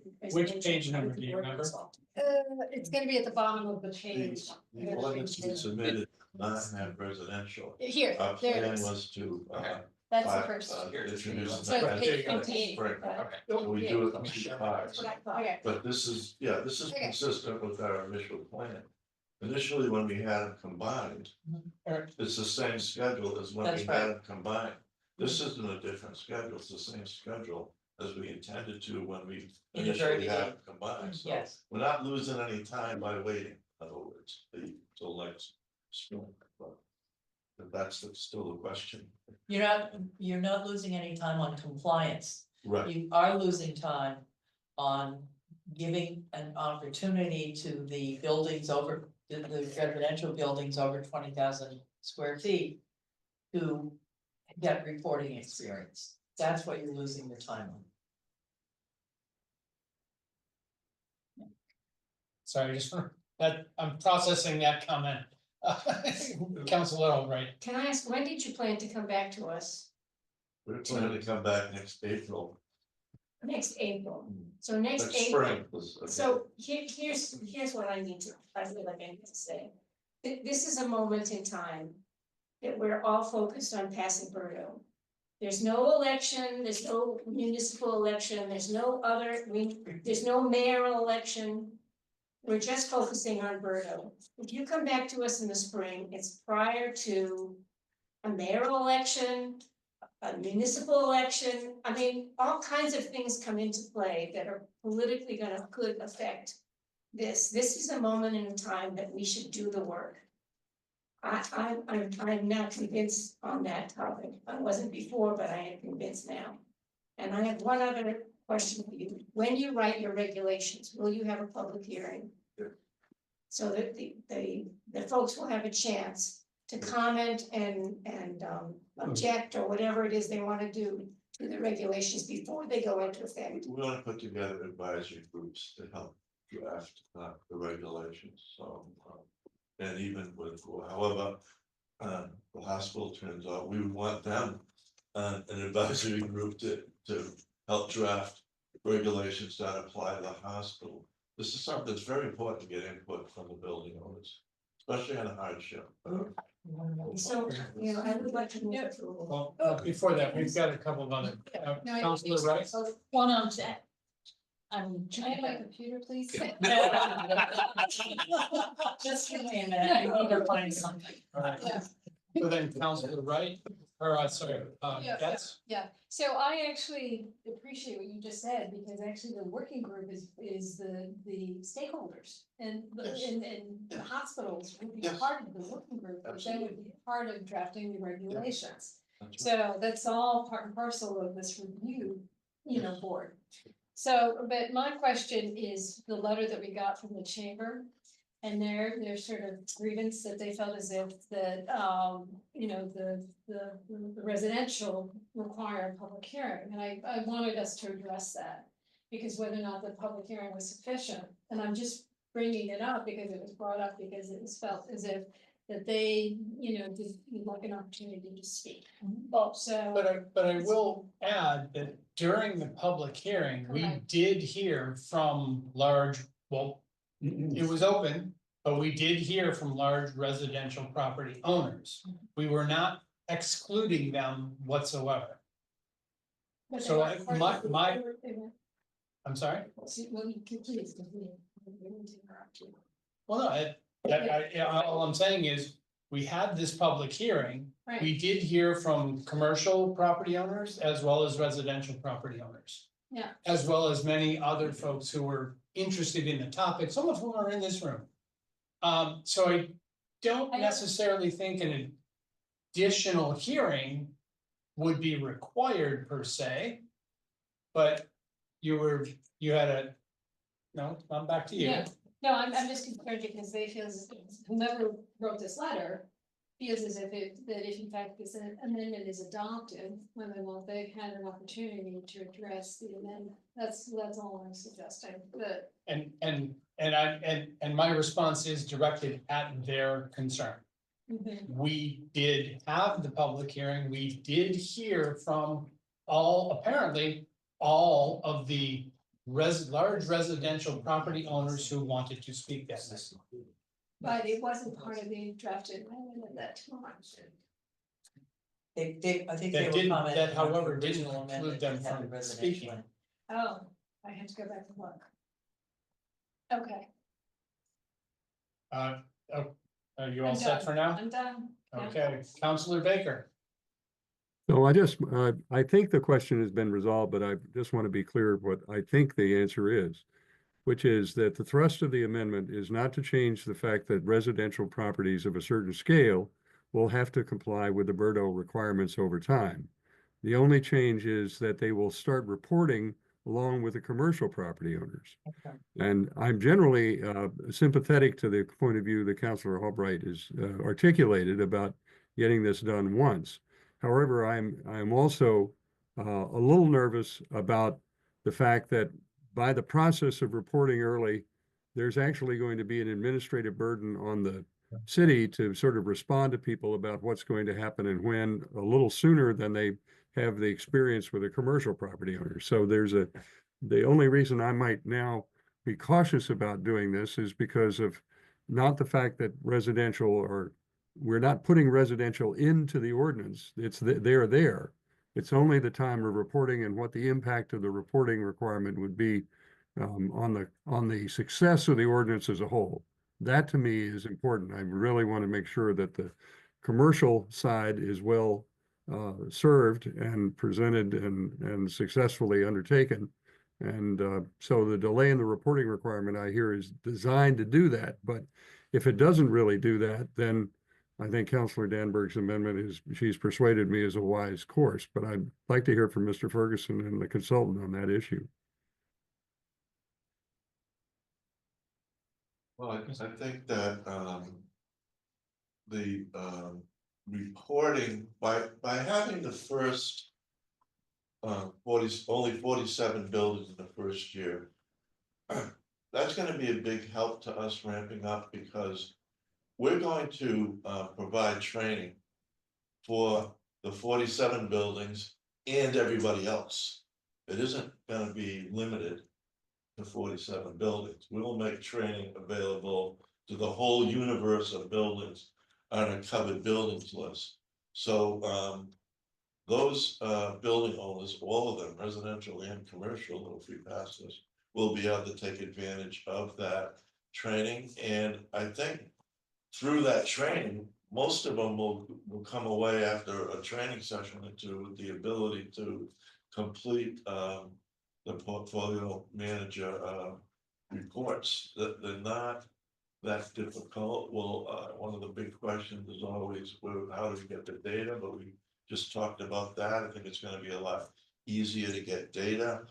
We'll have the utilities involved helping provide training on that. We'll have it'll be Synapse providing the training on portfolio manager, and you know, they have a lot of expertise at it, so I think we'll be okay. Great, Councilor Ray? Yes. And Councilor Danberg. So I'm a little confused on what's the right one or not, because the blue markup, which I thought was the one with Councilor Danberg, her amendment does say residential buildings in 2026, not 2025. And that's, it says it in blue in here. So I think maybe that is wrong there. I don't know what you wanted. I'll read what went to the administration put in.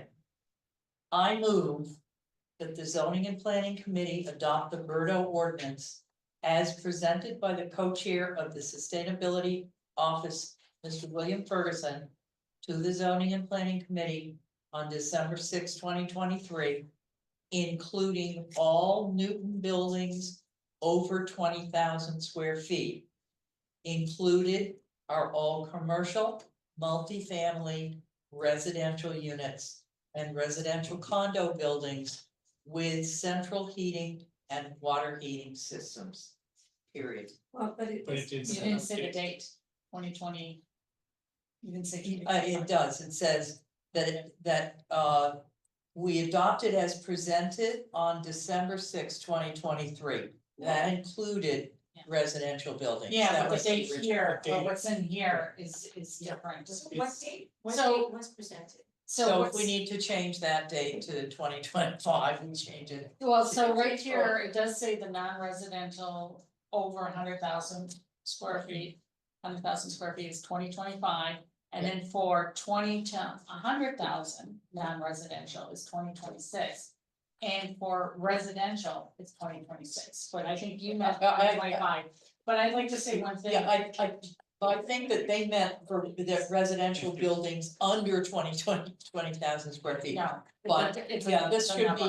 be, 2025. Okay, Yeah. so the reason, and I kind of agree with Mr. Ferguson, and what I've heard from some of the big apartment owners, that they also have some commercial buildings too. They're very anxious and very stressed, and it's an all new process and everything. So they gotta do on multiple buildings, and as we've heard from Mr. Morris, is that, you know, each building's different, you gotta come up with a plan and things like that, and it's just a whole new process. So if we can just do the first ones, and again, the end results and when they have to comply is not changing. But let's, you know, work out the process, work out, you know, any hiccups and things like that. And give them that one extra year to report. And if they wanted to start reporting sooner, that'll be fine. And then, you know, who's to say, you know, the electric company, the process that they're giving us access to it, is it gonna really work or not? And I think we should just delay it for what it's, how it's written right here. So you're okay with the amendment, but it should say 2026. Yes, which it Yes. says in here. Yes, I'm good with that. I was on the list. Counselor Dan. Yeah, thank you. Thank you.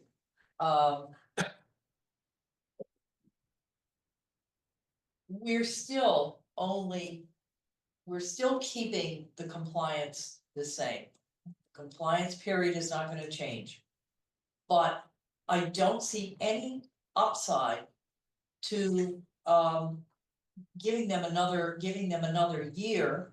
When you know that when we put this lovely training session together. If they don't have to comply for another year, they're not gonna show up for this training session. It's gonna be only the people that have to comply. It's just human nature that if you don't, if you've got more time, oh, we're given another year. But they'll do another training session for us. If we're gonna train people, let's train all of them. We'll be training every year though. And the only thing, remember folks, the only thing we're asking them to do is to report. We're not asking them to comply any earlier, just report. And it's not gonna cost them to report.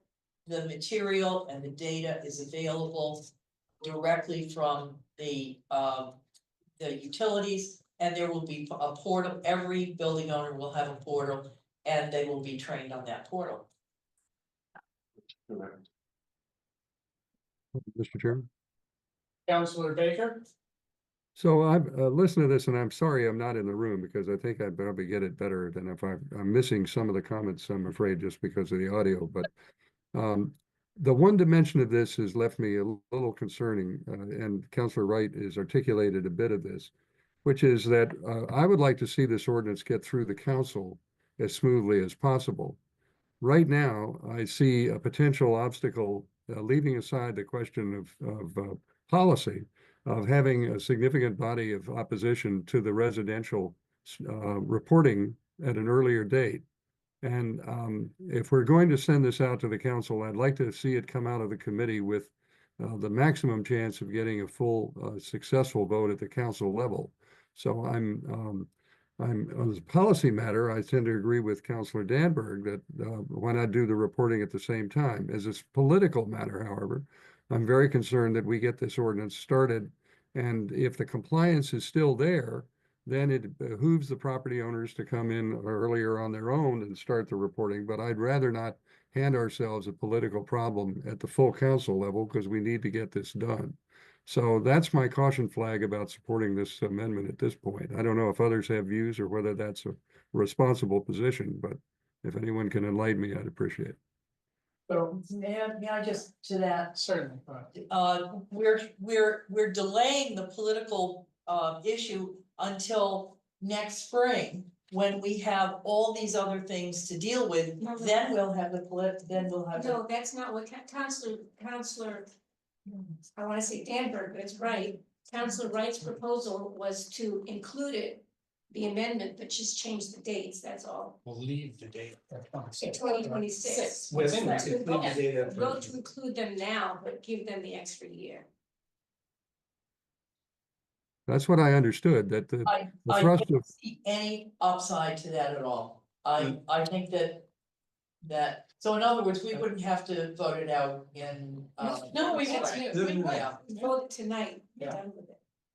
we're done. If I understand it, if we vote it, not tonight, because we still have the other item, but Mr. Chairman, if I'm clear, what we're doing is if we include the proposal as without the amendment, it delays the reporting requirement for residential. Residential are still in the ordinance. There's nothing to be done in April anymore, really, as I hear it. The process, once we get through with committee, is going to be done. So I'm increasingly persuaded that the amendment is not going to be helpful to us and may be harmful to the ultimate ordinance, and that's why I would be cautious about it. You know what, sorry. Maybe I'm wrong. It wouldn't be the first time tonight, it might not be the last. However, if we adopt the amendment as it's written in our packet with the date of September 15th, 2016, for the first. 2026. Like I said, it won't be the first time I was wrong tonight. 2026 for residential buildings over 20,000 square feet with a central HVAC system. If we adopt that tonight and it goes to the full city council with that amendment, then we wouldn't have any work in April Yes. as a committee. Right. Hold on. Do we agree with that? Yeah. Did I Yeah. just speak mostly, other than the 2016, that was legit? Okay, good. Counselor Baker, does that make sense? Well, it makes sense. I just want to understand, does that include Counselor Danberg's amendment, or her amendment would advance the time? Long amendment. Well, Different. Okay, let's not. Yeah, I mean, what you described, it seems to be an ordinance entire. It does a job by itself. The question is, what else is added by Counselor Danberg's amendment that might change that? That's just what I want to be clear on, literally the timing. No, not this time. I believe that if we adopt the amendment as it was presented in the packet, which has the date of 2026, not 2016, 2026 for initial reporting for residential buildings of 20,000 square feet or above that have common HVAC systems. That's what would be going to the city council unless, or perhaps until, Councilor Danberg asks us to change that date to 2025. And what happens then? What, Well, then we would vote on, then we would change to the amendment, vote on. and changing the then amendment. that would become the amendment, and then you would have, Do you need another public hearing? that's a legit question. Asking. Yeah, Yeah, Andrew? Attorney Lee, I'm gonna bring you into that part of it. If we change that, sorry, did you hear the question? Was it just if we change something, do we need another public hearing? Correct. So I need to be, just to be completely clear, there's no public hearing requirement for this ordinance at all. This is a general ordinance. This is not zoning. Okay. All right, so the answer to that question would be no. Okay. All right, just making sure. Now, All right. I have a question of Mr. Ferguson. And I recognize. Thank you, I appreciate that. If we were to delay it by a year and have them not report until 2026. By what date must they comply? Does that lengthen the compliance date? It's my understanding that it doesn't. We're No, just it giving doesn't. them less time to learn the ropes. Right. It- No, we're giving them a year less. No, that's To what learn was the ropes. originally planned. The timelines you're talking about was in the original draft that we pulled the commercial out of this. Nothing's changed about the timelines in your amendment. Of compliance, Right. nothing is Nothing's changing, changed. that's right, no, that's correct. Yeah. But, the commercial, the date for commercial compliance is, With reporting, is that what you're asking? no, for compliance, With the mission standard, yes, I believe. in the table. 2027 for the largest building. Okay. I recall. So instead of giving them from now until 2027 to do their reporting and learn, and learn the ropes. We're only giving them 1 year from September 2026 until 2027 to comply. So we're shortening the period of time for them that they can, for them to report and learn the ropes. We are shortening that time for them. I would like to review that document, 'cause I'm confused about what. We're giving commercial a longer period of time to be able to report and learn compliance, then we are residential. We shouldn't be. Well, we are, if we don't, Well, then if I we, think without we my need to- amendment, that's what we're doing. We need to, that's what it says. Well, we're also doing smaller buildings under 100,000 square feet. We're also, not doing them until 2026. I think we should start it, and they can do it earlier if they want to, but let's, make sure the process works. Yeah. I think Get all the bugs out of it, and then start Because getting more. if we I have may. 2 energy reports before they have to start compliance. But I That's think what- that I just want to reiterate, there is another benefit to staggering, right, to 2026, right, for the large residential. But that benefit is on the city's side, right? We get the benefit right. and the city gets the The benefit. benefit is ours, it's not the benefit is not being given to the building owner, it's making it easier for us, but harder for the building owners. Well, but it's an important. If it's easier for us, we can help them more quickly, more efficiently, more effectively. It's not just a single-sided It's gate. important that we be able to ramp up our skill sets and our capabilities. That's always been built into this ordinance. That's why we kept the first year small. So that we can ramp up, learn the ropes, and do a good job after the first year. Have a nice, fairly easy, learning curve for a year. You guys back together. Thank you. The other thing, according to Bill, is it Fast Gates?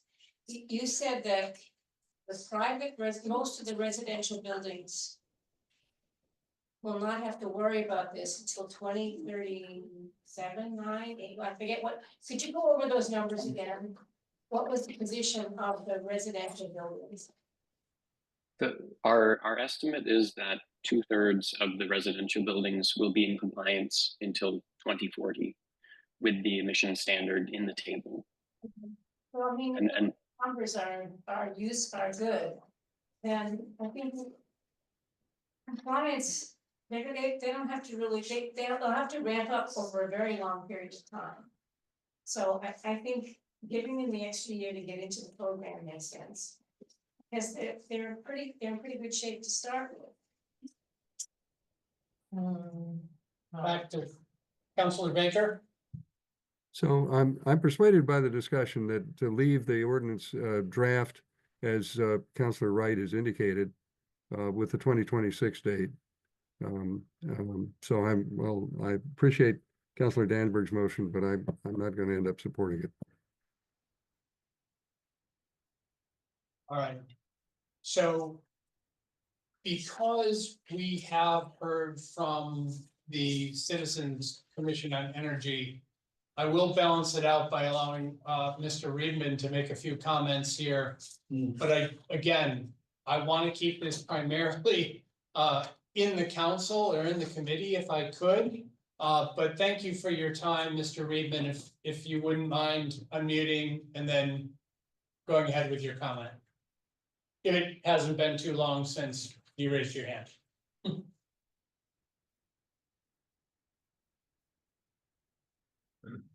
You're still muted if you're with us.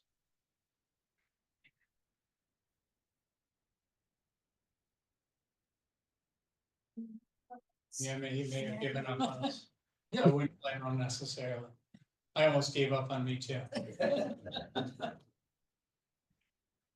Oh, there he is. All right. You're still muted, but we can see you now.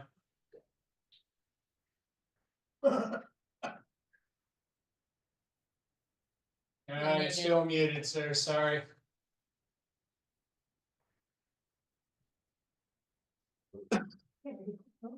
Ms. Norton can unmute him. Is that? Gee, oh yeah, we're working it out here.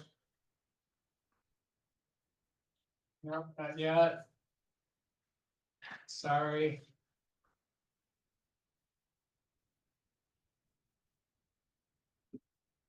Technology. Okay, so while Mr. Reedman wrestles with his technology there, what building towards here is 2 straw votes to indicate where it is we currently are with Berto and with the amendment as provided in our packet with the date of 2026 in it.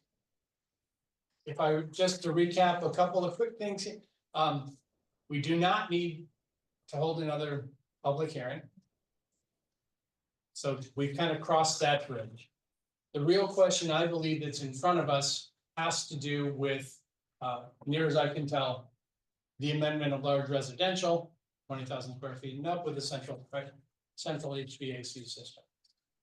Whether or not that is, the straw vote that we take tonight changes between the next time Mr. Ferguson is back with us to kind of, make sure the tables are what he believes them or wants them to be, so be it. These are non-binding votes, but I do want to get to both of them tonight if we can, because we do need to continue to make progress. He said nervously, with this docket item. How you doing over there, Mr. Reedman? Any luck yet? No. Can you hear me now? No. On his phone. Hello? There you are. Great. Very good. Thank you very much, Mr. Chairman. It said the host couldn't unmute me, but I guess I can now. It is the reverb gone. No, your audio's good. It's on our end anyway. Okay, very good. So thank you very much. I just wanted to make a couple quick points. One, when you had the public comment period, this ordinance did not include residential. As my recollection is, one residential owner spoke. We did not give any other residential owners a chance to speak. And I think really my only concern here is we have a climate crisis. We also have a housing crisis. We have an affordability crisis, and we have a housing shortage crisis. We do not know the implications of this on those second 2 issues. And I urge the council to give us time to explore that and to collect feedback. That's all. Let's find out really what it's going to mean to affordability and what it's going to mean to the supply and demand. That's what was behind Cambridge's decision, and I would like it to be behind ours. Great. Is that it? I had heard you say you had a few things to add. No, that's it. Okay, great. Thank you, sir. I appreciate that. All right.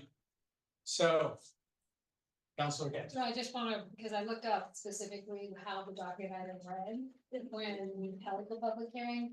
And it's Councilors Albright, Danberg, and Leary on behalf of the Newton Citizens Commission on Energy requesting discussion and an ordinance that would require large property owners, in parens, campuses, and large commercial buildings to report energy use and associated greenhouse gas emissions annually to the city of Newton, to be used to encourage reductions in said energy use and greenhouse gas emissions in accordance and support of the goals set forth in the Newton Climate Action Plan. Right. That's how the docket item read that night. Still read stuff. Okay. That is the docket item in front of Yes, us. tonight stuff. So I Include residential. Didn't say anything about residential. that is That's- correct. that's- However, we do know that we heard from large residential. Right. How many large commercial building owners do we hear from? I don't recall. I don't recall. I don't. All right, so Councilor Baker, yes, sir. Just to clarify, though, I think the ordinance that was before us before had the same provisions that applied to residential, right? It wasn't, this is not new, a new idea that the residential have been added. They've been part of the, it's been part of the conversation earlier, unless I misunderstand Mr. Ferguson's prior testimony and what we saw.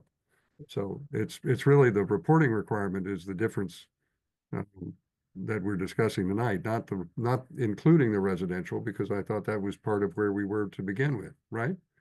Is that accurate, Mr. Ferguson? I think maybe at, I think it was November 13th meeting, it included residential, the ordinance we submitted included residential. Correct, but I believe this term, it is always not included residential. I think that's good. So Attorney, I'm sorry. is that right? I can't hear Mr. Ferguson clearly. Apologies. It's just the mic doesn't pick him up, or at least my hearing isn't good enough. Right, my apologies, but I believe that last term, I'll call it the original version of Bordeaux, included residential. This term, I believe it has not included residential from the word go. 4224 and the attachments to it, right, the backup in our packet never included residential. That's why the amendment is before us. And Attorney Lee is nodding his head, so I think I got one right.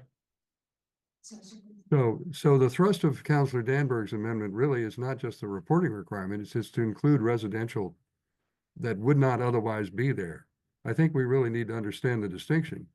If that's the case, then it is a significant change. It's not just a reporting requirement. And if that's the case, then that's why I wanted to be clear about it. Then we have a very different question on our hands. That you're and again, here I go, like putting my neck out there, I might get this one wrong. My understanding is that with this amendment, we add large residential for reporting and compliance. However, what we've heard here tonight is 67% of these buildings that would be covered, I think is the right term, 67% of them are in compliance right now without doing anything until 2040. Did I get that right? 2030. Well, 2038. I got it wrong. Pretty close. Better than 2016, right? So there we go. So, On the right. Mr. Chairman, can I just follow up then? Yes, sir. I think the question of Mr. Griebman's point, and this is where I go a little more cautious again, is that I really want to get this ordinance through the council. If the residential addition is going to prevent that from happening, I'd be concerned about it. So the thrust of the prior conversation was about the time of reporting, but residential was included, but we're now clear that this was the thrust of this amendment would be to add residential where they're not in the ordinance today, right? And so I think we just need to understand that when we vote on what Councilor Danberg has proposed. No, they added a line saying residential on the tables and stuff. Yeah. Yeah, so it was. If so, so it is reporting in compliance, so we would be adding. There's an it. emission Yes, right. standard that applies to it. Yeah, But is it in the, is it in the packet? it's a blue line, so Yeah, it was it's in the added packet. as the Yes. amendment, yes, Should be a line on the tables. right here, yeah, it Correct. says residential. Let's vote at this I point. agree, I concur.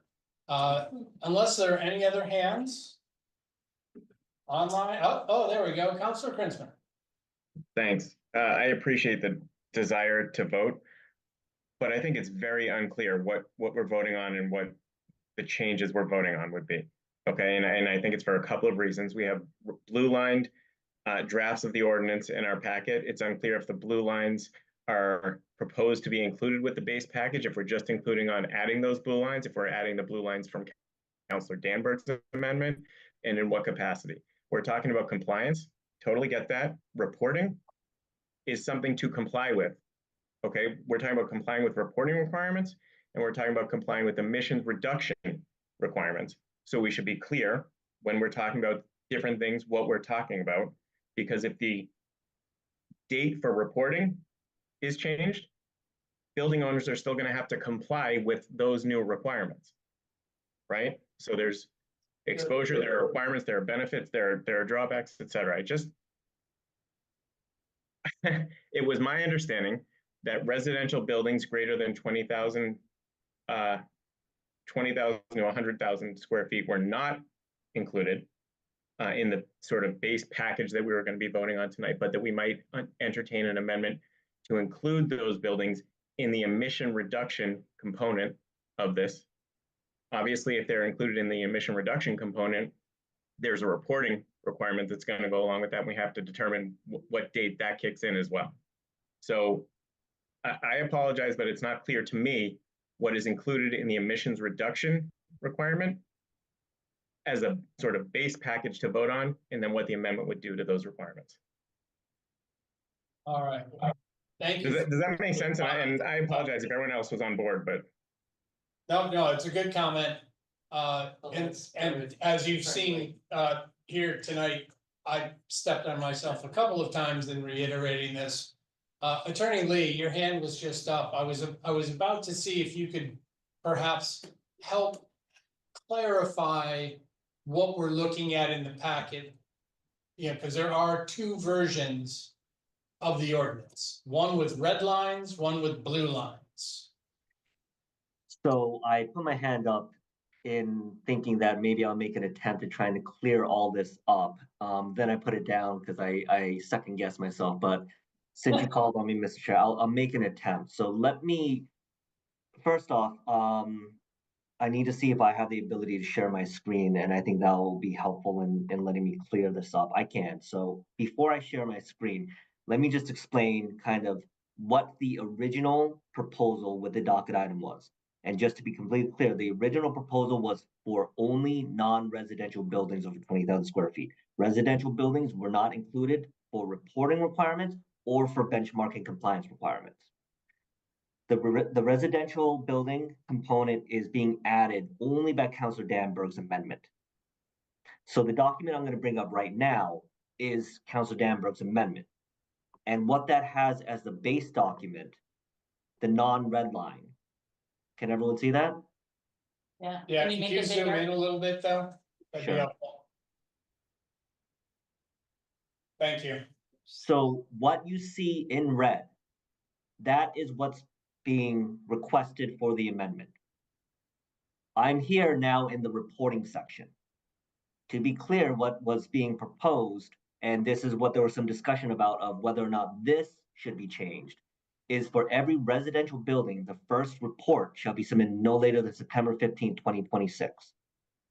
So that's the reporting requirement in the proposed amendment. With regards to the benchmarking requirements, that changes depending on the size of the building. The benchmarking requirements are all contained within these, within the charts. So any building that's greater than 100,000 square feet, commercial or residential, needs to start meeting the benchmark requirements in 2027. Residential was added for this chart just by this line right here. The next level of buildings is non-residential buildings, commercial, that are equal to or greater than 50,000 square feet, but less than 100,000, so between 50 and 100,000. They have to comply with these benchmark requirements in 2028. But this is, again, this specifying that it's non-residential only. The change for residential buildings now Lee, I'm is. sorry, just going back one chart. Sure. Why would there be a residential use added to a non-residential building? There's a residential use added because there might be a mixed use, right? Because non-residential buildings are defined as buildings that have at least 20,000 square feet of non-residential use in there. And then in order for it to be a residential building, at least 50% of the building has to be used for residential purposes. Meaning that you can have a non-residential building with residential uses in it. And that goes to what Mr. Ferguson was talking about before with this kind of blended emission standard, because the uses are, they're not singular. There's multiple uses in the building. Okay. So then the next tier for residential buildings, remember we covered the 100,000 square feet and greater. Now it's between 50,000 that are greater than 50,000. That's right, 50,000 to 100,000 square feet now have to comply with this table 4 requirement in 2029. So are we clear on that one? Moving on, the last tier for residential buildings are 20,000 square feet to 50,000. This is the lowest tier for residential buildings in terms of size. They have to comply with these emission standards that don't begin until 2031. So those are the disclosure requirements, and then those are the emission standard requirements based on the size of the residential building that's been added by Councilor Danberg's amendment. I don't know if there are any questions with it. Bill is probably in a better position to answer them, but I'm sure between the two of us, we can answer any questions that the committee might have. Hey, Andrew, could you go back to table 5? Yes. Okay, that's So this should be, I realized it after the fact, and by after, I mean today when I was looking through it. This should specify that these buildings are non-residential buildings that are greater than 20,000 square feet and less than 35,000 square feet. Because again, it's table 6 that's covering the residential buildings that 20,000 square feet to 50,000 square feet. So this should say non-residential. That's a clerical error that we can correct. okay. Go back one more table, please, table 4. Okay. And that's for residential buildings equal to or greater than 50,000. That's right. This takes 50,000 to 100,000. That's Equal to or greater than, right? Residential, equal to or greater Yeah. than 50,000 square feet. correct. There's That- 3 that sounds tiers. Right, okay, and go back to table 3, please. And there should be no residential buildings. This is non-residential. Right. So you Correct. should strike that from that table, shouldn't you? No, because we just, remember, Bill, we talked about this with regards to a residential use can still be in the non-residential building. So we need to make sure that we account for that for their blended emission standard. Okay, all right. Did you come And up then, with a residential building? Who came up with Yeah, this one? hey, let's go one thing at a time, if that's all right. That's okay. and then table 2 again is the 100,000 square feet or greater. So just again, in a nutshell, there's 3 different tiers of residential buildings for when the emission standards kick in. Buildings that, again, I'm only talking about residential here. Buildings that are 100,000 square feet or greater, buildings that are between 50,000 and 100,000 square feet, and then buildings that are between 20,000 and 50,000 square feet. There's 3 different emission standards for those 3 different size buildings. And that's what's being proposed in the amendment. Right. Councilor Kalis.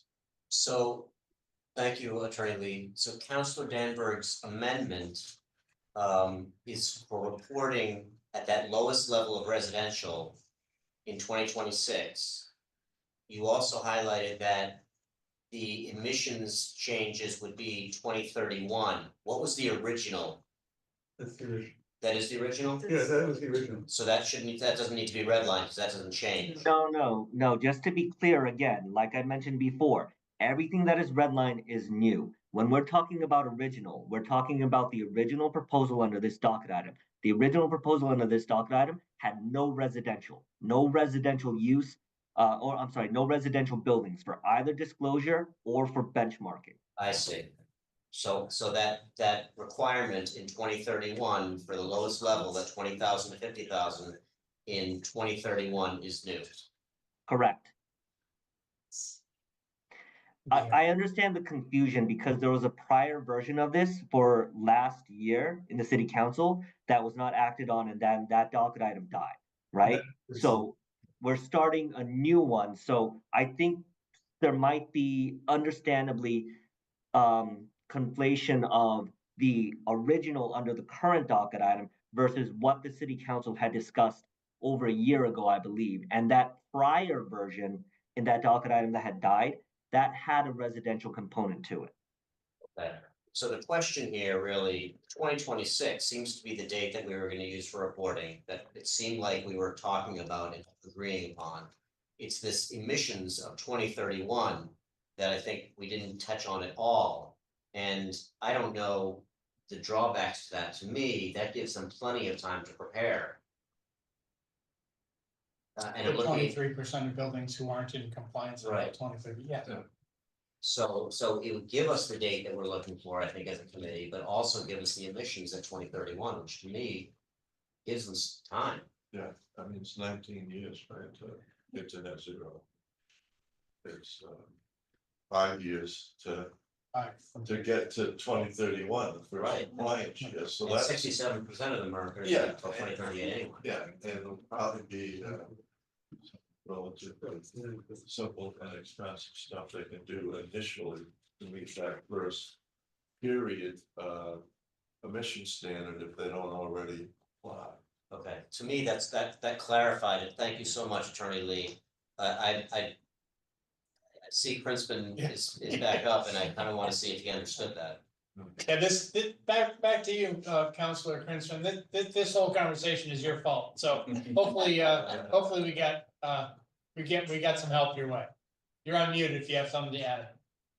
I want to ask a clarifying question. Oh, please. And I apologize. So residential buildings of 50,000 to 100,000 square feet, where do they stand in the proposed docket item? You mean in terms of emission standards? Correct. They stand in this table 4, where the residential building that's equal to or greater than 50,000 square feet, and that's meaning 50,000 to 100,000, right? Those buildings have to meet these compliance standards, and I don't understand the emission standards. These are the numbers that were given to me by Bill. No, I get that. Why is that appearing as a red line? Because residential buildings weren't included in the original at all. So again, these When you say residential, original, what do you mean they weren't included in the original? the original docket item that we're discussing tonight, that Yep. original proposal from the sustainability office did not have any residential buildings. It was purely non-residential buildings that were being discussed for both disclosure as well as for benchmarking. Okay, and if Councilor Danberg's amendment is not proposing to make that change, who proposed to make this change? Councilor Danberg's proposal is to include residential buildings right now in the ordinance for disclosure as well as benchmarking purposes. Okay, sorry, still not understanding. This red line This about red line residential right that we're buildings looking greater at than right now. 50,000 square feet, where did that come from? That came from Councilor Danberg, but if you're asking, where this was originally proposed, this residential component was all lifted off the prior version. And by prior version, I don't mean this docket item. I mean the docket item that had died from over a year ago. Does that make sense? So I'm sorry, I'm gonna take one more crack at explaining the history here. There was a prior docket item, a prior one in the city council over a year ago where BERDA was being discussed. In that prior version, what was being discussed and proposed included both non-residential and residential buildings. However, that docket item was not acted on. My understanding was that docket item died. It was redocketed, and when it was redocketed, what was actually being proposed is the version of BERDA without residential buildings at all. That's the docket item that we are currently operating under. What Councilor Danberg's amendment is seeking to do, more or less, is to reinsert the residential building components for both disclosure and benchmarking. And that is the red line version that I'm showing on the screen right now.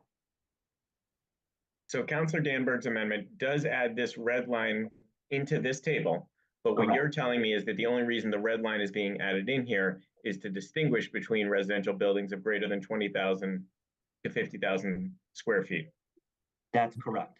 which are the ones that are being added in. They're all being added in, every single Gotcha. residential So, building. excuse me, they're all being added in. Right. Correct.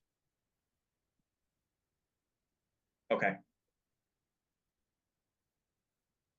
Clarity for a moment, anyway, until we say something that confuses or conflates that. Can I, Just 1 second, Counselor. I do want to go to Mr. Gates if we've had his hand's been up.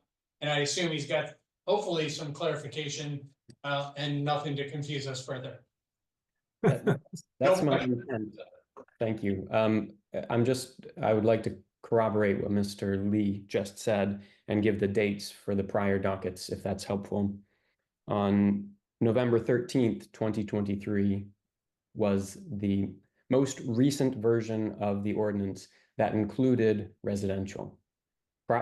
As Mr. Lee described this is under the prior session. And the amendments that you see today reflect that prior language. There have been at least 2 hearings since then where there has been BERDO language. May 6th, 2024, and October, June 10th, 2024. And that both of those did not include residential language. Though there was substantial discussion about including residential on the June 10th meeting, eight stakeholders spoke up.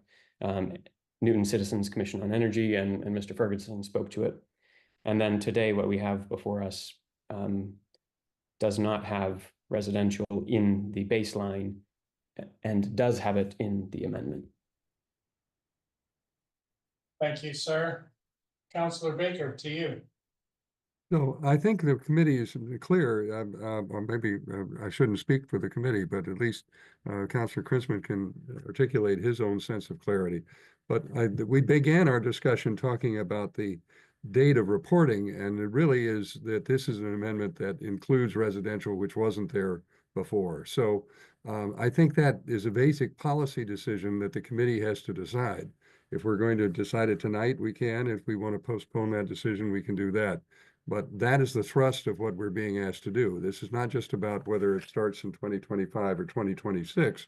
It's whether residential is included at all. And part of the rationale that I would find persuasive for not including it is to allow the opportunity for the city to learn its way through on the commercial side, and then the proposal could be made to add residential later. But that's just my perspective, and the committee ought to decide what it wants to recommend to the council. Okay. So, Councillor Rick. No, I think we should add it. I mean, it's later, and if we wait to do it, there's so many other things that are gonna get away, and if it's wrong or whatever, we can change it or what we have to do, but we're all gonna have to make these changes at some point, so, you know, we're gonna have to pay the piper now or later. And Coming for all of us. yeah, it's coming for us, single family homes too. Someone down the road and everything, so I think we should include the residential. I do think though we should hold off on the reporting and kind of get that process working, so reporting for residential isn't until 2026. I'll be all right with that. Okay. Councillor Kalis? I agree. I think we should do our straw on that. Agreed. All right, so. Do you want to pose that one question that you asked? Because I think it's a good one, because I'm curious. I know the answer. Yeah. The answer Okay. came from the prior version. If that, And what the question was, where did those numbers come from and all the residential lines that would be tabled? And now, Original version. now that was answered. okay, so we're good. Yeah. No outstanding questions. I'm not going to say anything and confuse anyone else here, so. I'm going to ask for 2 straw votes. They're non-binding. Right? The first vote that I would like us to undertake here is, are we for or against Birdo without the amendment first? In other words, we're good with Birdo. All those in favor, does it, well, I should ask, is that clear? No. No. Okay. Oh, because you have to do the baseline first. Right, we have 2 items here. We've got Birdo, and then we have an amendment to Birdo. Okay. Does that make sense? So do you want Birdo for commercial? I want, there you go, Birdo for commercial. Thank you for the clarification. I'll take it all night long. All those in favor of Birdo for commercial, please say aye. Aye. All those, any nays? Any abstentions? I believe we are 8-0. Straw vote on Birdo for commercial. Now, as to the Move amendment. to adjourn. Oh, Just kidding, I'm just kidding. Go ahead, sorry.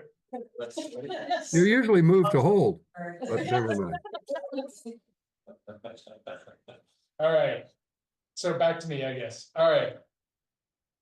The amendment to Birdo to include residential buildings over 20,000 square feet with central HVAC systems.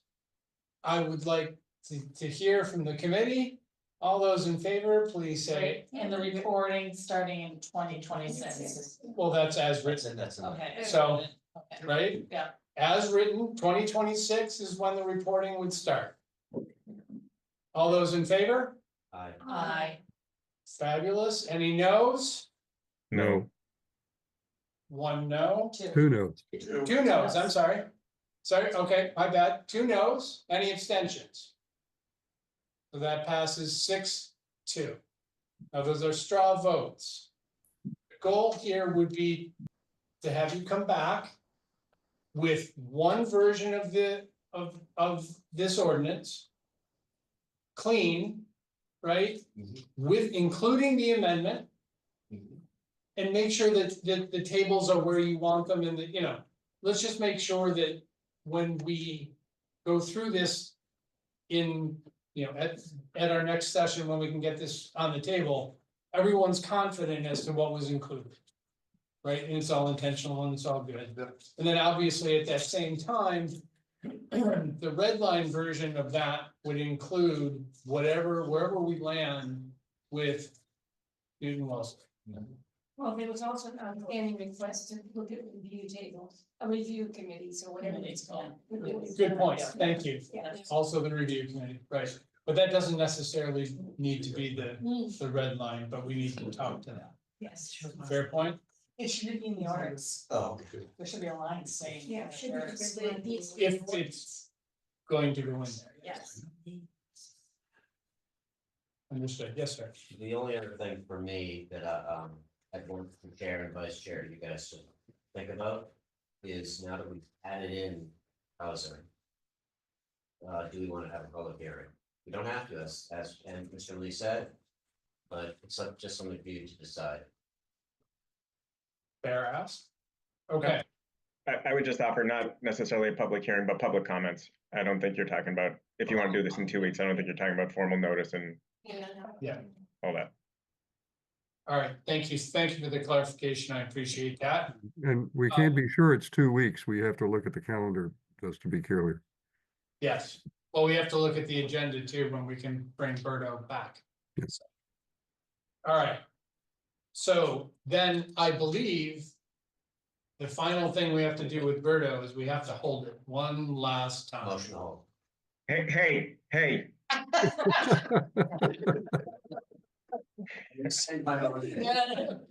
I was waiting for that. Motion to hold? I move hold. Fantastic. All those in favor? Aye. Any no's? Any abstentions? Fantastic. That item is held 8-0. Would the committee entertain a brief recess? Yeah. Brief recess. Thank you, I appreciate it. Thank you. Commissioner Morris, you all right if we all take a breather for a couple of minutes here? Absolutely, no problem. All right, thanks for hanging with us. I appreciate it.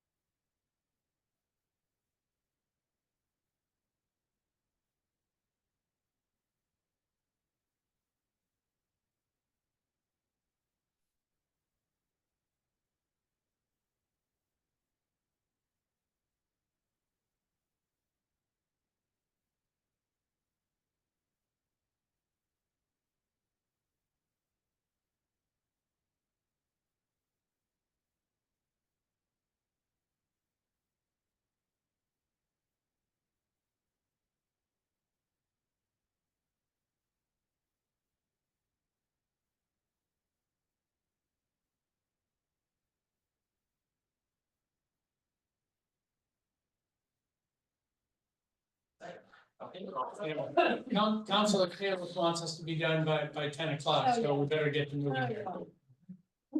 And by the way, I wholeheartedly agree with that, so.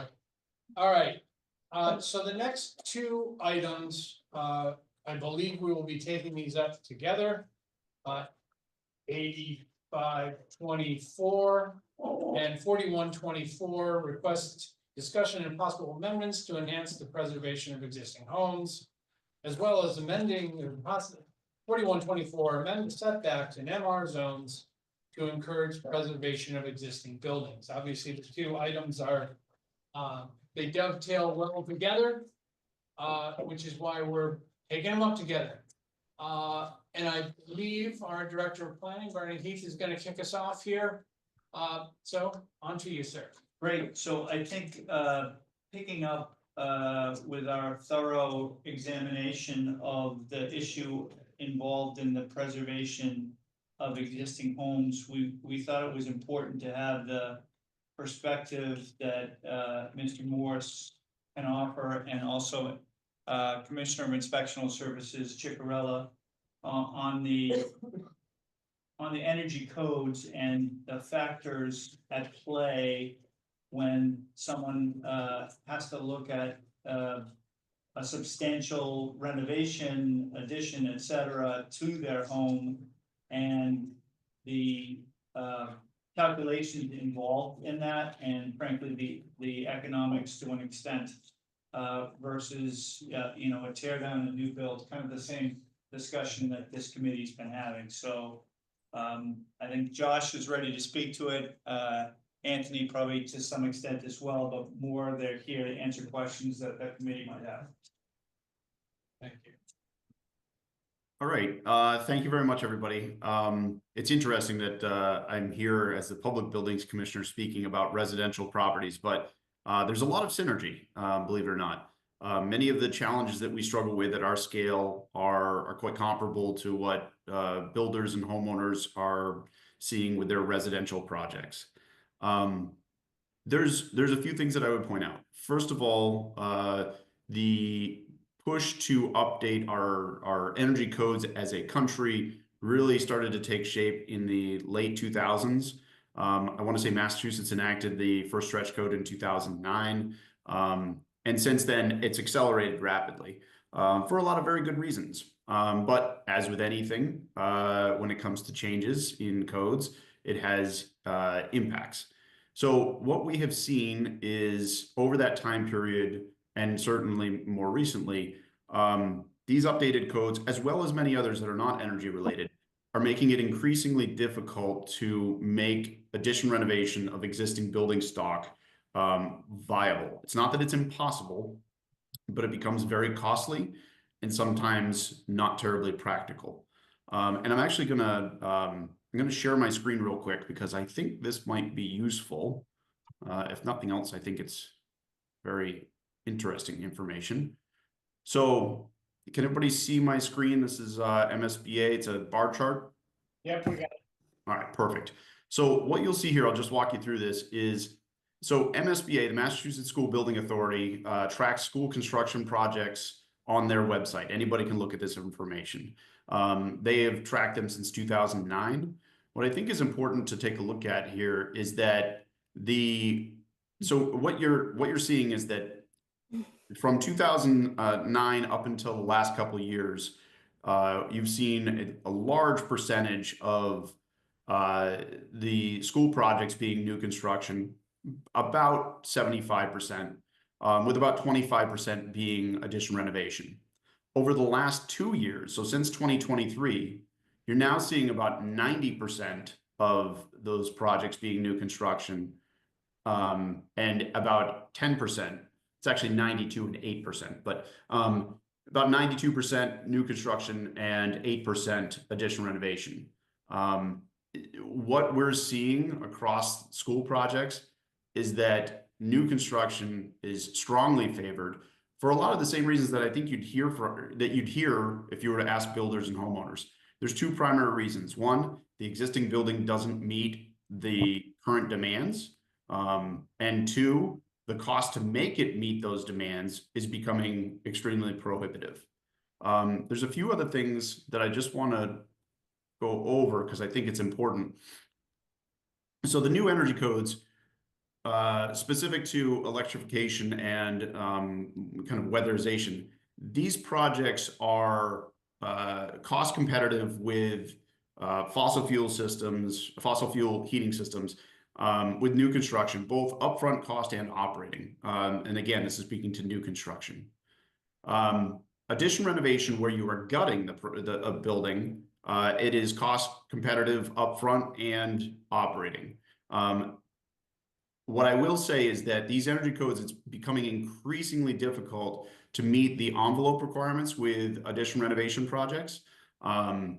So it does start to become more costly, especially if you're not doing a complete gut renovation. So for example, if you were to try to electrify an existing building that has not had any weatherization upgrades since 1950, it is going to be expensive to install and expensive to operate. But coupled with either deep energy retrofits or other investments, you can drive that both the upfront cost and the operating cost down. So I think when you're looking at this, I think it's important to factor in that this is, and those graphs I think really illustrate it. This is not something that's unique to Newton. This is something that we're seeing across the state. It is a challenge that every community in the Commonwealth is facing, that addition renovations are becoming increasingly difficult. Building codes are whether intentional or not, certainly having the impact of reducing the number of properties that are saved. And I mentioned earlier that it's not just energy codes. For example, seismic codes, stormwater regulations, there's quite a few elements within the building codes that have been updated over the last 10 or so years that are really making it increasingly difficult and far more expensive to save existing buildings.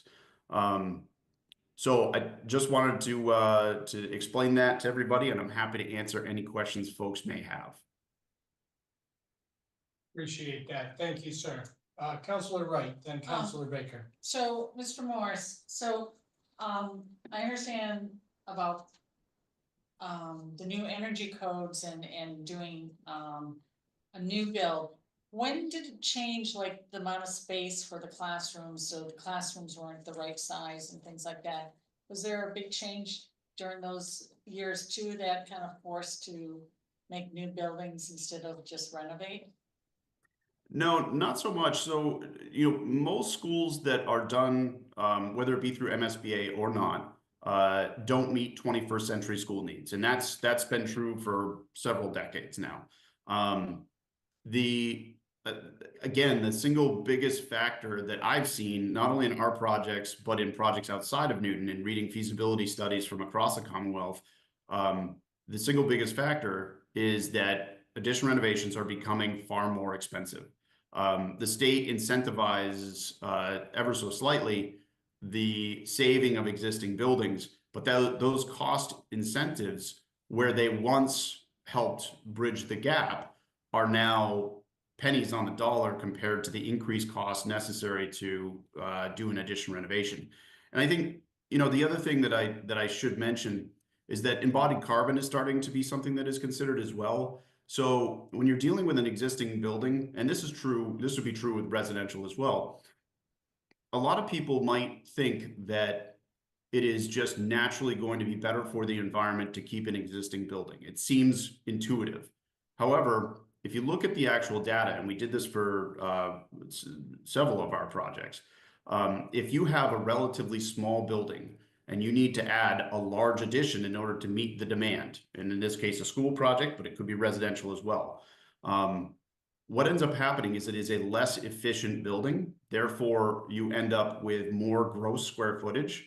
And when you have more gross square footage, it is that much more square footage that you have to heat and cool, maintain, and ultimately replace and make capital investments in over the length of the asset. And what that ends up doing is it flips the embodied carbon life cycle cost or life cycle analysis on its head. And what you end up finding is that for projects like that, new construction can oftentimes have a lower lower life cycle embodied carbon footprint than addition renovation. And then I think the other thing that's important to factor in is that when you're talking about, and this would be true again for residential or a school project, sites are oftentimes, you only have so much land area to work with. And with an addition renovation, if you're trying to achieve a certain amount of square footage or program or the client's desired, amount of space, when you're dealing with an addition renovation, you have to go out. You oftentimes are limited in how much you can go up. And the more footprint that you consume on your site, the less area you have for lawn, or in our case, fields, landscape areas, and parking. It also has the impact of addition renovations tend to have larger footprints, as I mentioned, therefore more impervious area, therefore higher stormwater requirements. These things are all things that factor in and increase that cost of saving that physical asset. Thank you. Yep. Interesting. Councilor Baker. So thank you, Commissioner. I want to go back, and perhaps Commissioner Ciccarello can add a word here in response as well. When we went through the process of adopting the electrification ordinance earlier in this term, we made an explicit exception on the theory that if it was not a major renovation, that you didn't have to go upgrade. So part of the question that I think we're wrestling with and you're articulating is, if you're making a major renovation, it's going to be expensive. But if you're not, I guess the question is, can you do something with an existing building without going into all of the full scope of weatherization and insulation?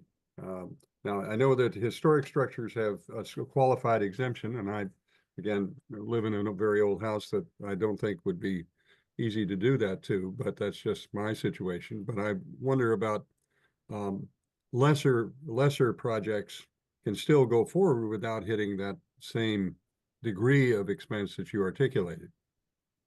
Absolutely, Councilor Baker. You can still do minor renovations under 50% in 1,000 square feet and still not have to comply with the HERS rating, or as you would with a large trip you into the large projects where you'll have to weatherize the entire house, get a HERS rating, and things to that effect. So absolutely, you can still do these smaller projects, but I think the whole idea was to try and keep the existing housing stock and try to minimize demolitions and obviously the big bills that we see nowadays.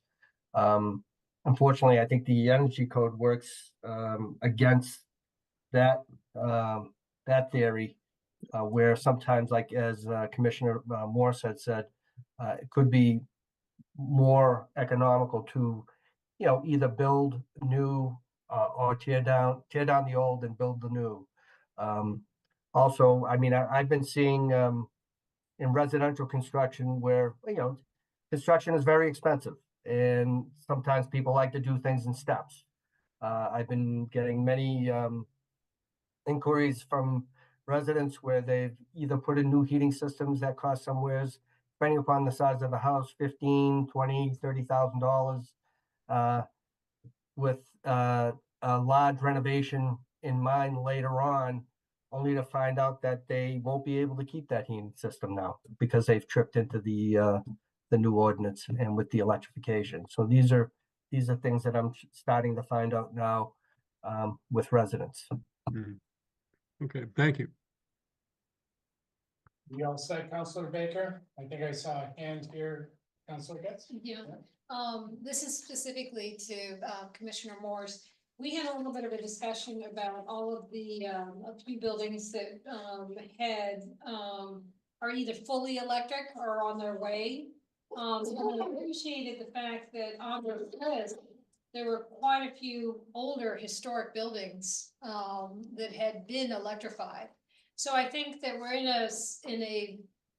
a balancing act, in terms of, a building that we actually would like to preserve, and whether or not the building itself is adaptable and has an envelope that could incorporate all sorts of energy upgrades, you know, in the sense of insulation or electrification.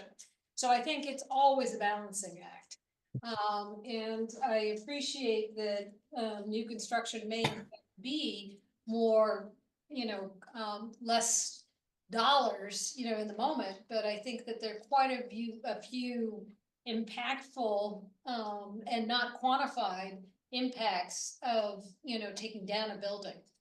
So I just sort of feel as if it's in the judgment call, and it's in also to the owner's prerogative, and I really hope that we incentivize the keeping of existing housing stock, because ultimately I think it is probably counter to what you're saying, but I think there's also a level of scale, and also desire, you know, in the sense of the homeowner or the property owner.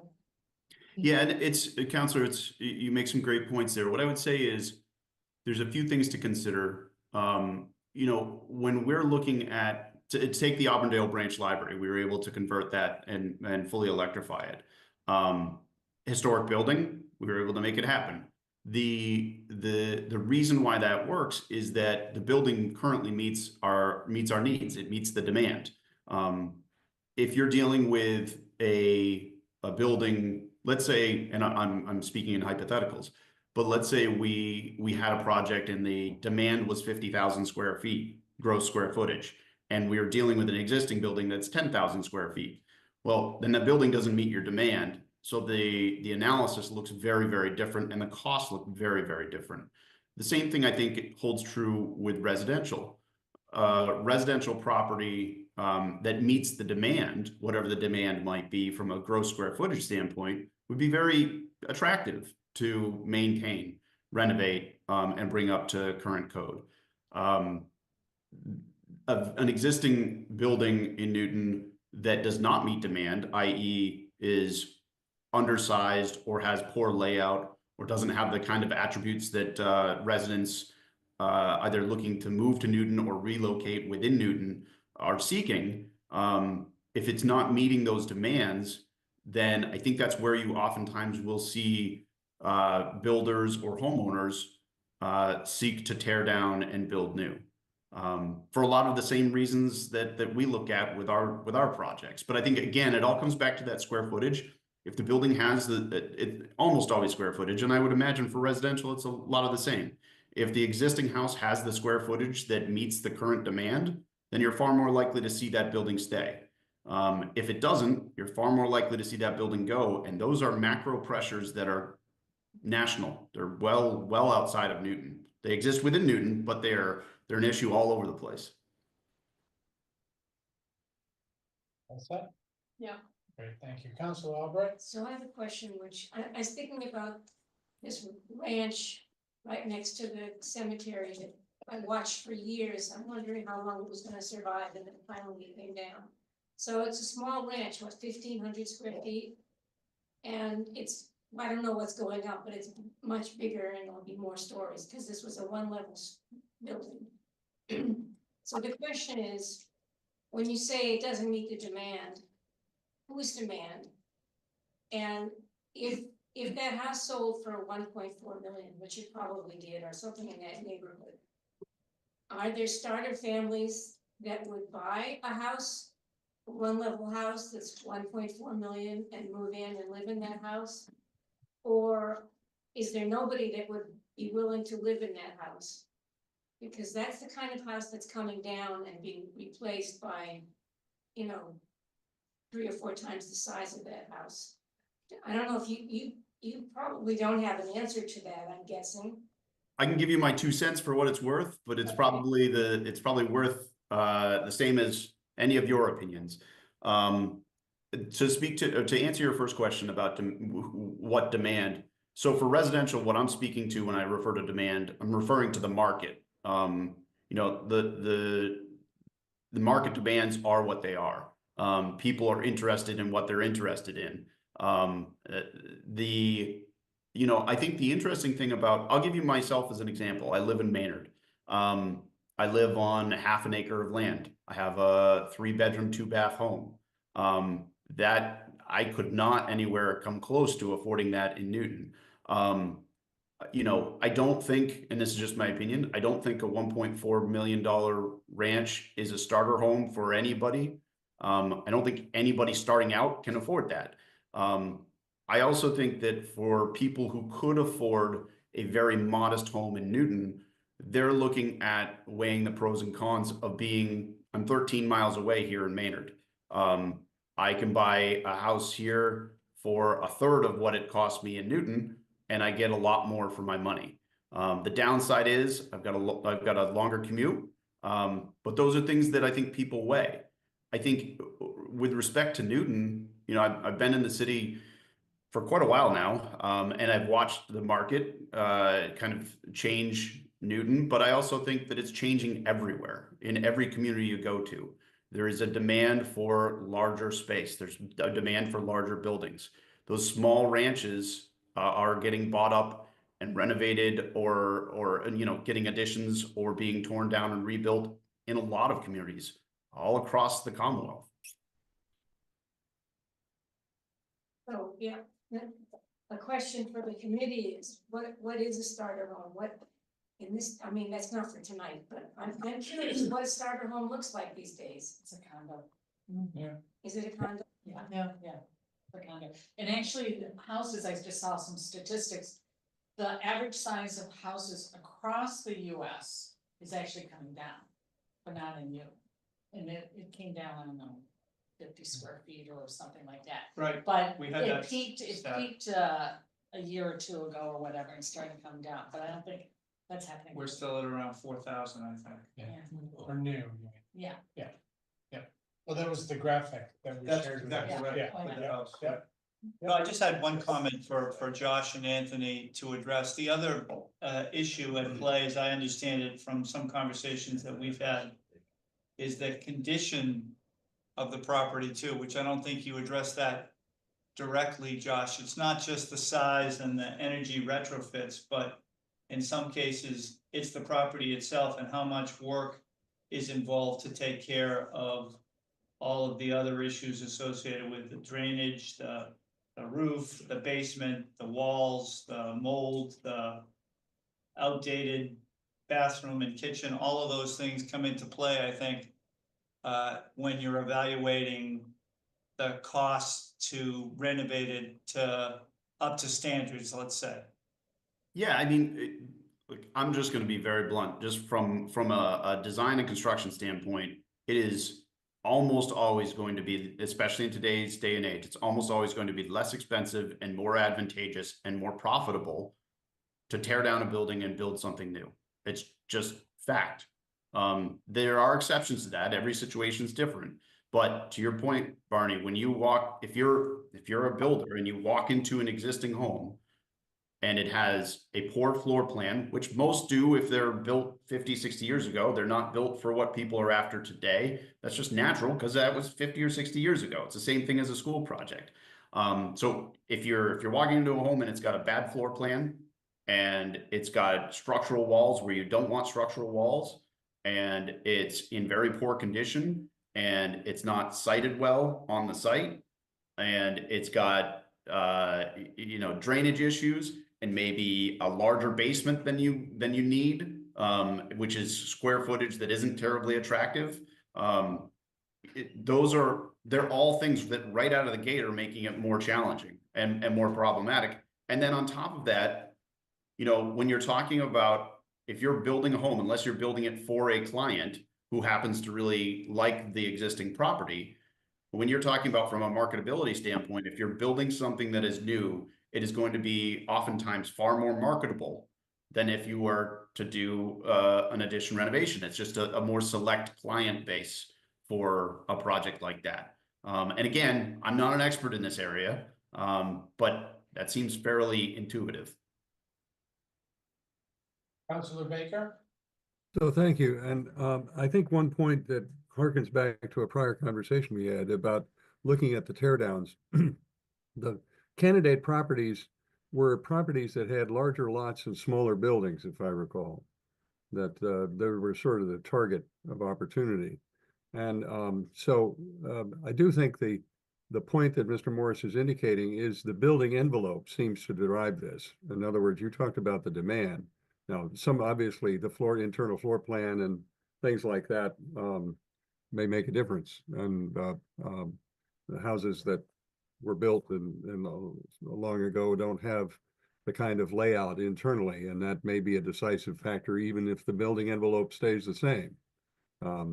So I understand that portion of it, but I think one of the questions that your testimony raises is, again, the question of what should be the base envelope that we work with, as opposed to what can be built, obviously, by tear down and building up within the framework that we already have, and whether there's any adjustment that I think Councilor Wright and Oliver have been asking about that might shape that decision making in a way to preserve the building at the margin rather than seeing it torn down. If the testimony is such that, as you've indicated, almost every circumstance is going to be cheaper to tear down than to build new, that's a rather disheartening conclusion if that's true of all situations. I can certainly understand it for school construction and public buildings. The question about, let me put it this way. Used to be you go out and buy a good used car. I don't know if you can buy a good used car anymore, but it operated the way it is, and it didn't have all the gadgets in it that the new ones do. But it costs less, and it still served, as opposed to saying, I'm buying a used car and now I've got to fix it so it runs, put all those gadgets in that would ordinarily go in a new car. I could understand why that's expensive, but we don't normally do that with cars. So the question is there something like the used house market where an older house is still, works, even if it doesn't work quite as well as a new house? And I think one of the things that I think that Newton has struggled with and probably will continue to struggle with is that the demand for that used car, Counselor, or that modest existing home is somebody like myself, right? I bought a 1956 raised ranch that needed work, but I was able to afford it in a community where home prices were quite modest. I didn't mind buying it and taking on a bunch of projects to bring it up to where I wanted it to be. It was truly a starter home. I think one of the challenges Newton has is that for those smaller, older properties, they're cost prohibitive for people who are starting out. Significantly cost prohibitive for people who are starting out. Well, that's interesting. Okay. Yeah. I mean, that used car analogy in Newton is a very expensive one, to say the least. Commissioner Morse is 100% right. It's a tough sell. All right, I appreciate that. Thanks. Councilor Maliki? Thank you. I have had a couple of observations listening to the last few comments. It seems like Josh Morris is kind of looking at it from the perspective of people who want to make a profit on houses. And I'd rather look at it from the perspective of people who are going to be living in them. It's been maybe in the last, 4 years or so, I can think of two bungalows back in the neighborhood my parents first moved to, Parmenter Road area, sort of 1920s vintage era bungalows that were purchased by single mothers with a kid or two to live in. They stayed the same size. And also recently on some historical commission meetings that I've been listening to where, somebody's coming in to tear down a house and there's been pushback from neighbors who say, I'm living in a house like the one they want to tear down. We liked it. We moved in, we fixed up some stuff and it's great. So, and at one historical commission meeting, one of the members said, I think there's a market for any house in Newton. So rather than sort of caving into the idea that everything has to be upgraded or will inevitably be upgraded, I think the whole purpose of this effort to preserve more existing houses is to preserve the smaller houses for people who actually prefer smaller houses, because they, and I'm one of them, single woman, wanted a single house. You know, small families, families who maybe want to stay in their house after their kids leave and don't want to be stuck with a house that's too big once the kids leave. You know, there's a market for any size house in Newton, and we are out here. So I think that's who the market is. Thank you. Counselor Wright, followed by Counselor Farrell. Counselor Danvers. So, most of our housing stock is pretty old, and if people haven't done renovation, probably doesn't fit in present needs, but we're only seeing 100 houses being torn down a year, which is, what is it, 10% that's sold, or how many? what- 30,000. No, how many sold each year and how many are torn down? They were talking about 10%. Yeah, so it's like 10%. So something's stopping from all of them being torn down. And so again, you get back to the big lots, the small houses on there. And so and you see the houses, not all houses, some are nice, but there's a lot of houses where they come within 10 feet of the FAR. You know, they're just there to maximize it. So if we constrain it a little bit more, there's gonna be, I think, less houses being torn down, because they're gonna have to make that financial decision versus just selling it to the next family or whatever. And that's something I think we need to look at. Government setbacks. Setbacks, yeah. Open space in general. Yeah, things like that. Well, FAR, if you take a look, what pretty much controls the size of the house is the FAR. Very seldom is anything else. You take a look, you know, they have enough open space, they have enough, you know, meet all that, but it's usually FAR, because you look at those houses, especially in Oak Hill Park, they're within 3 feet of FAR, and they're the whole lot there, but they're still meeting everything else. My question, maybe to the commissioner, is we've changed our stormwater rules, and we're starting to see, and we saw in historic last week, these huge tall houses because of the stormwater rules, and that they have to build it up, and we're looking at changing those rules. You know, you have a choice, you're gonna have a basement or you want a third floor. Do you see that changing a lot of people's plans, or how is that affecting new builds? Yeah, I see that change in some people's plans. I also see it as also, you know, again, the market wants to see big houses.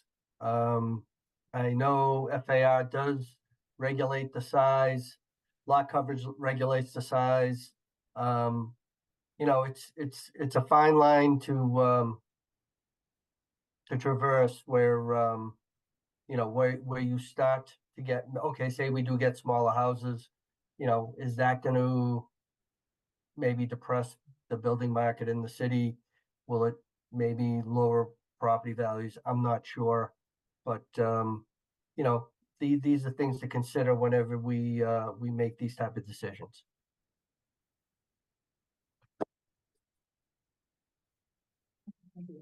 Great, thank you. So moving on, I believe I was looking at Counselor Farrell, followed by Counselor Danvers. Thank you, Chair. I guess I find it pretty dismaying that there's sort of a we have to live with the market attitude. You know, the Oak Hill neighborhood that you may look at or as part of the consideration of tonight's meeting, it's a beautiful neighborhood and it's pretty intact. I think a lot of people would like to live in those buildings the question, one of the questions seems to me to be, how do we make them affordable to younger families, newer families? And not just assume that because somebody can't afford a $1.4 million house, that, okay, they can't live in Newton and we'll move 14 miles out. And Commissioner Morse, love to have you back in here in Newton. But, you know, these are a lot of them are quarter-acre lots. And then you end up with these properties with no yards. And they don't look anything like the rest of the neighborhood. And one of the questions, I guess, is that what we want for Newton? I'm not saying that if somebody wants to build a big house, go ahead and build a big house, but why can't it at least respect the neighborhood that it's in? And why can't we begin to think about other ways that we can encourage younger people to be able to afford these homes? I don't know what the answer is to all of that, but I just think it's not just throw up your hands and say, well, that's what the market wants. I think there are other ways to look at this and preserve some of these neighborhoods and some of these really wonderful houses that younger people, lower income people, lower income, people only pulling in $120,000 a year could have been able to afford some of these houses. So thank you. I find it very dismaying to think that we have to live by the market completely and that we can't, as a city, think of other ways to make these houses available to a broader range of people who would like to live in Newton. Thank you. Yeah, I believe also the fact of the matter is, if someone bought a house here in Newton 30 years ago, it was considered expensive back then, but wanted to move out and retire and, wanted to maybe go someplace warm, they're going to want to try and get the most money, the biggest bang for their buck. And you really can't blame them. But I believe that's what it is. People, they made a smart investment 30 years ago, and now they want their payoff, I believe. And if they don't decide to live in the city any longer and want to just, like I say, move to a warmer climate or whatever, or move out west or whatever, I just think that's one of the biggest things you have to deal with. The other thing I would just, Counselor, I think interesting piece of information I'll share, the median family income for the most recent data was about $106,000 for the state of Massachusetts, was about $106,000 a year. If you use the 30% rule for mortgage, the maximum that a family could afford would be a mortgage of $390,000.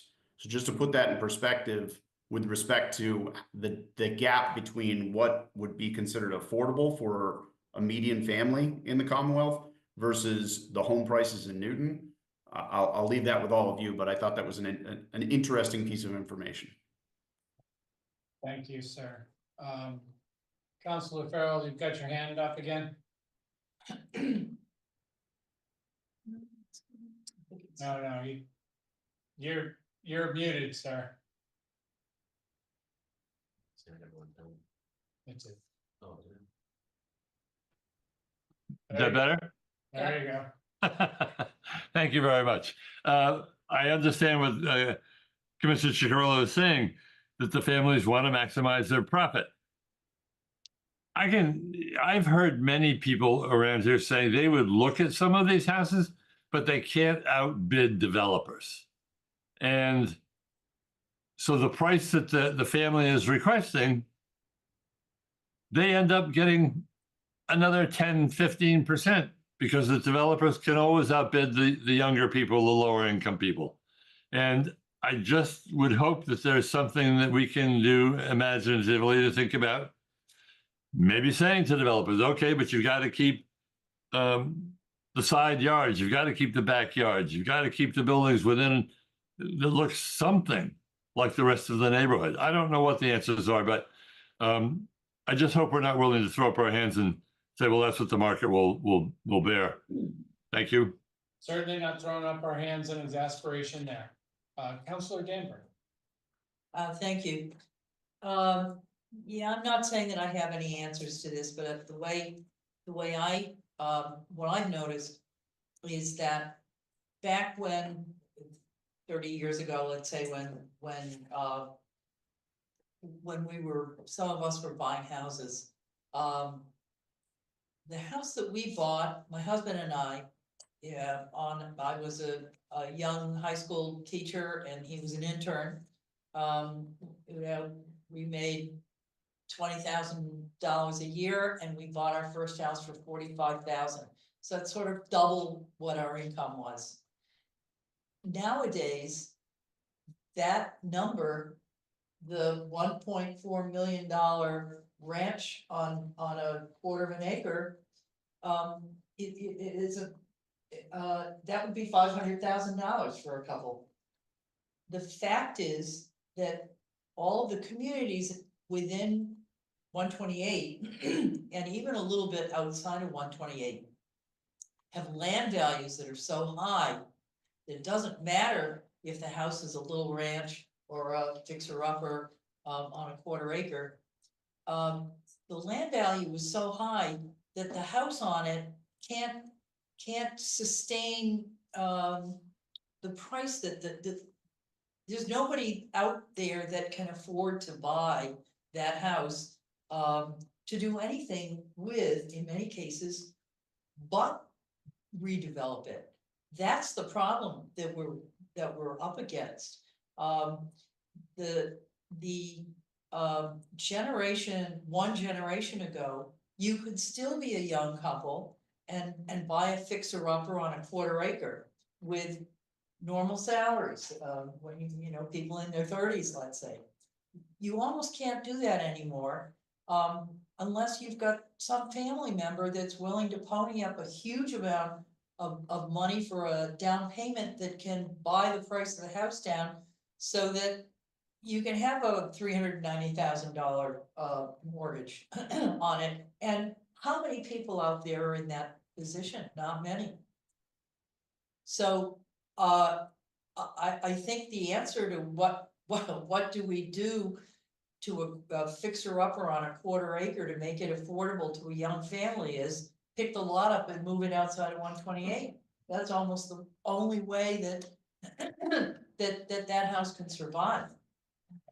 It's a shame that places like Oak Hill that were intact neighborhoods that were attractive and wonderful starter homes that many people lived in for their entire lives no longer look like that, because that land was so valuable that the only person that could afford to buy that 3-bedroom, 2-bathroom starter home on a quarter acre or even less was a developer. And if they paid $1 million for the house, they were gonna tear it down. That's why Kamala Harris wants to build 3 million houses. That's right. And we need today in places like Newton, inside 128, the starter home is really becoming a condo. But condos aren't being Well, built. But condos aren't being built. That's right. And if I may, I think we've kind of strayed from the intent of the conversation significantly here, which was really to kind of gain perspectives from, our commissioners of public buildings and ISD, not to pontificate on the state of, the housing market. As much as we'd all like to have that conversation, we do have folks waiting for one more item after this. I would just like to state, if the hands that I see raised online and in the room aren't directed at either answering a question from the perspective of, how do we maintain, what are we seeing from inspectional services perspective? I'd like to suggest, because we are going to be holding this item tonight, that we move on and perhaps we could, hear any questions that are pertinent to those two individuals, our commissioners, or we can move on to our final item of the night. It is 9:55. We've been here since 6:30. Love, John. Commissioner Morse. I'll be very quick. So I just wanted to end on a high note because I felt like I delivered some hard answers earlier. And Councilor Farrell, I think you were headed in the right direction, or one of the right directions. When we make a decision to build a new school that is larger, as all of you know, because I think you've all served in different capacities on our building committees, we spend a lot of time making sure that it is sensitive architecturally, that we address massing concerns, that we do a lot with our site to try to make sure that to the maximum extent we can, we are making it blend in well with the neighborhood. I think that the council and our departments would be well served to try to make sure we're doing everything we can to ensure that the finished product for these larger homes is something that the neighborhood can be proud of. So just my 2 cents, tying it back to our school projects. Thank you, sir. All right, anyone else? Now that I've scared you all off of the podium, like. Happy to move hold. Yeah, so I have a motion to hold. All in favor? Aye. Any nays? Abstentions? No, not really, Nate, but never mind. All right, fantastic. We will consider both items 8524 and 4124 to be held. Thank you so much, everyone, for the conversation. I think we are definitely making progress on the right way to perhaps shape edits to our current zoning to preserve where we can to kind of keep as many of these structures as the market will bear. Anyway, not that I want to pontificate, but we have one final item of the night. Boy, it's really easy to do, isn't it? Item 40324, CPC recommendation to appropriate 1.841. No, I'm just Yes, $1,841,719.78 in CPA funding. And I believe I'm turning this over directly to Molly Hutchins. I apologize, I'm gonna be back here because we've had such a long discussion that my battery is dying and I'm plugged into the outlet. Look at what we did. But I'm here to operate PowerPoint tonight, and Susan Lunan, who is on Zoom, who is our chair, and she will be presenting. Laura Kreitzer is also online, who's a staff person for the affordable housing. And Houston, the chair. And Great, thank you all. Thank you for sticking with us till 9:58 p.m. Can everybody see the presentation? Yes. Okay, this is the Newton Affordable Housing Trust Community Preservation Funding, and it is October 28th. Next slide, Molly. The City Council established the Newton Affordable Housing Trust in December of 2021, and the 7-member trust began meeting bi-monthly in June of 2022. And over the last year, they have developed program guidelines and an application process and are now accepting funding applications. During the initial ordinance review process, the CPC agreed to allocate its annual target for community housing funds to the trust for use in future housing projects. Next slide. The Newton Affordable Housing Trust annual funding application requests that the Community Preservation Program's target amount for the community housing, which is currently equal to 35% of FY25 annual funds, be allocated to the NAHT for future projects which acquire, create, support, preserve, and restore and rehabilitate affordable housing in Newton. A very, very important idea. Next slide. We have the original request, and then there was a reimbursement from unused funds, which we added to that. And our total funding will be, our projected budget is $1,841,719.78. $719.78. I'm just gonna jump in and clarify the reimbursement. We had an affordable unit that was funded under a different program that was sold. And the assistance we provided at that time was reimbursed to CPA. And we have added that additional amount on to the Affordable Housing Trust request, just to keep that money allocated towards community housing and not have it go back into the pot to serve some other purpose.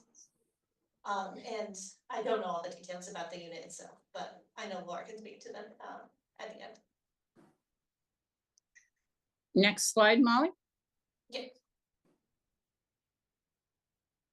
Ready when you are. I thought that you had added our finances at a glance. That's at the end. This is the recommended funding. Oh, this is the recommended funding. Oh, okay, you're right. So yes, the prior year reserves and you can see what our total is. And I can speak at the end to the breakdown. Actually, I'll do it now. We are using $500,000 that is set aside into our reserve account. That should be FY25 reserve account. It's a new year. We set aside 10% into a housing reserve account as is required by the CPA laws. And then we are trying to meet our target of 35%, which is the goal that the city has set for itself. So that 10% of our revenue is set aside at the beginning of the year. We're spending that as part of this request. And then that balance is coming out of our unrestricted funds to meet that target goal of 35%. Councilor Oliver had emailed me with a question about account balances, so I put a chart here about the relevant accounts and what their balance is today and what they would be after approving this funding. We don't have any rollover in prior year reserves because we allocate this money to the Affordable Housing Trust every year, so nothing gets rolled over. The $13,000 is just a little bit of a buffer that we left in because some of these numbers are based on a state match that we receive in November, so we don't have final numbers yet. And wanted to leave a little buffer in the accounts for adjustments to be made.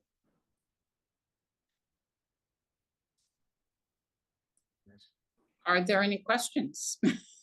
Yes, we have one from Councilor Kayla. So, unrestricted fund prior year is at 6.4 million. Yep. Unrestricted fund this year is at 570.22. Why is that so low? So that was originally about 2 million. About 2 million goes into unrestricted every year, but we paid for the previous large request that we reviewed out of that fund. And I have learned to limit to 2 accounts per docket item because it can be a lot of a headache if you add too many accounts onto there. So I was trying to simplify it and take no more than 2 accounts for this item. But I mean, but our balance is quite low in this fund though. Yeah, so that the balance of the current year rolls over into the prior year. So we got about 2 million originally at the start of the fiscal year, and we spent it on First Baptist Church. Oh, I see. So if we don't use the money from that fund again, it'll go into the unrestricted prior year fund. I see. I thought the First Baptist Church was gonna be spread out over 3 years. All CPA requests, they're allocated up front so that we can spend that money. Okay. once. But they won't get it, they'll get. Yeah, they'll over get it. 3 They don't years. have it yet. We Okay. just have it set aside. So then the full allocation comes from FY25. Yes. It's just meted out over 3 Yes. fiscal. Okay, Councilor Baker? You're on mute, sir. Thank you. I just think for the committee's benefit, the answer that was given to me independently, I think is important, which is where the money to the Affordable Housing Trust has gone. And if there are any projects in the pipeline that councilors would want to know about that this funding might take care of. And that's probably a short answer, but I think for public information, people, because the trust is our sort of, venture fund that's able to move more quickly on matters than coming through the CPA process directly. And that's why Councilor Albright's serving on it, if I recall, and also we created last year or the year before. So I think it won't take long, but if you could just explain where the money's come, where it's gone so far and where you expect it to go, if you know. The answer. No, I don't know. On that today, but that's something you did this.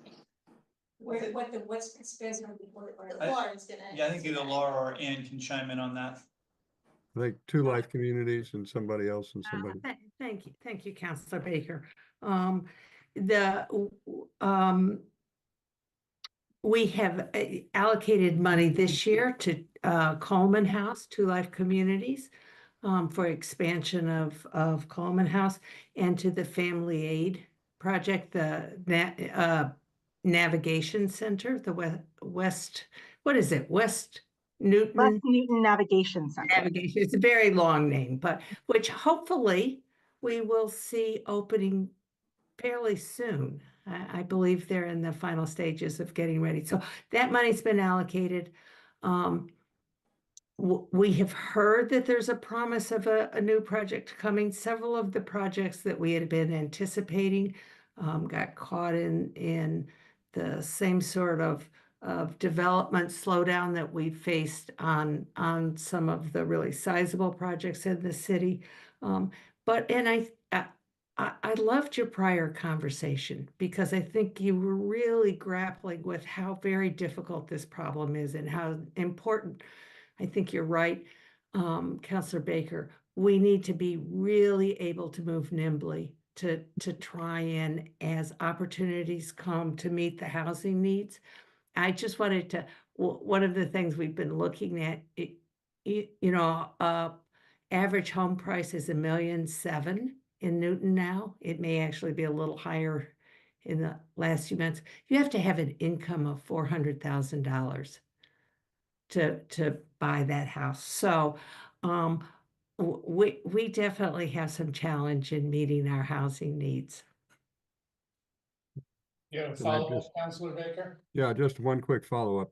There is a point, we talked at one time, and it's not necessarily tonight, but I've had interest from constituent about whether in fact there's any way to have our housing that we do develop be targeted more towards our municipal employees. We've had this conversation before, but I just don't want to take the time of the committee tonight, but maybe later on we can revisit that, because I think there is a sense that we want. Here's Commissioner Morse has just been testifying that he is living in Maynard. Not that he's not welcome to do that, but if the Commissioner Morris were 13 miles closer, You'd love to have him closer. I think that's a great question, and I promise to follow up with you on it. Okay, all right, thank you. That's it.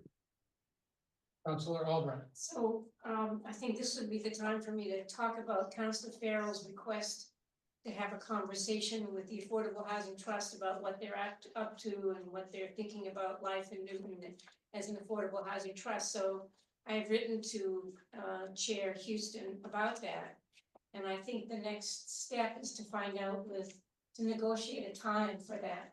Negotiate. With our president about when, and with the chair of the Affordable Housing Trust, when that can happen. Right. So it will happen, we just don't know when. Councilor Getz. And the only other piece to dovetail with what you're suggesting is I'd love to see the priority, the Newton housing group report out for the priority task force, because you really actually it's pretty significant data, and I think that we would, as a presentation, I'm sure that would be part of it. Part of it would be great, because I think it's very valuable.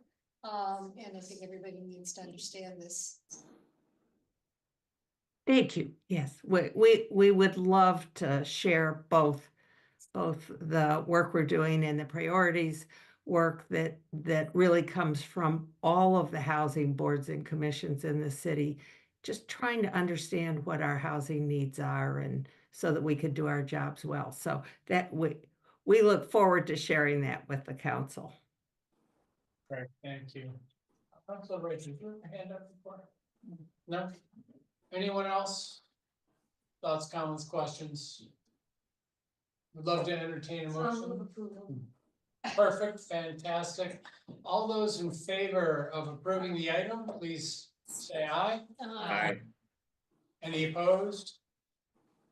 Sorry, Councilor Baker. was No, that- I'm not opposed. I'm waiting just to make a comment when you're done. All right, great.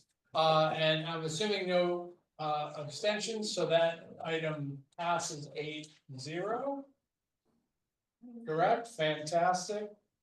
Thank you so much, Councilor Baker. I just want to say I'm very grateful to the vice chair for his willingness to step in tonight. He's taken on a difficult assignment and I think discharged it well. And I just want to express my gratitude as having such an able vice chair to assist. Well, it's my pleasure to step in. You're able choose. Even though I kind of, what did I go? I was what 3 for 5 tonight, so not so bad. Not so bad. All right, well, there you go, rose-colored glasses. So I think I think we are adjourned. Thanks everyone for your participation. Okay, 1 for 8 sounds about better. All right, thanks everyone. You have a fantastic remainder of your evening.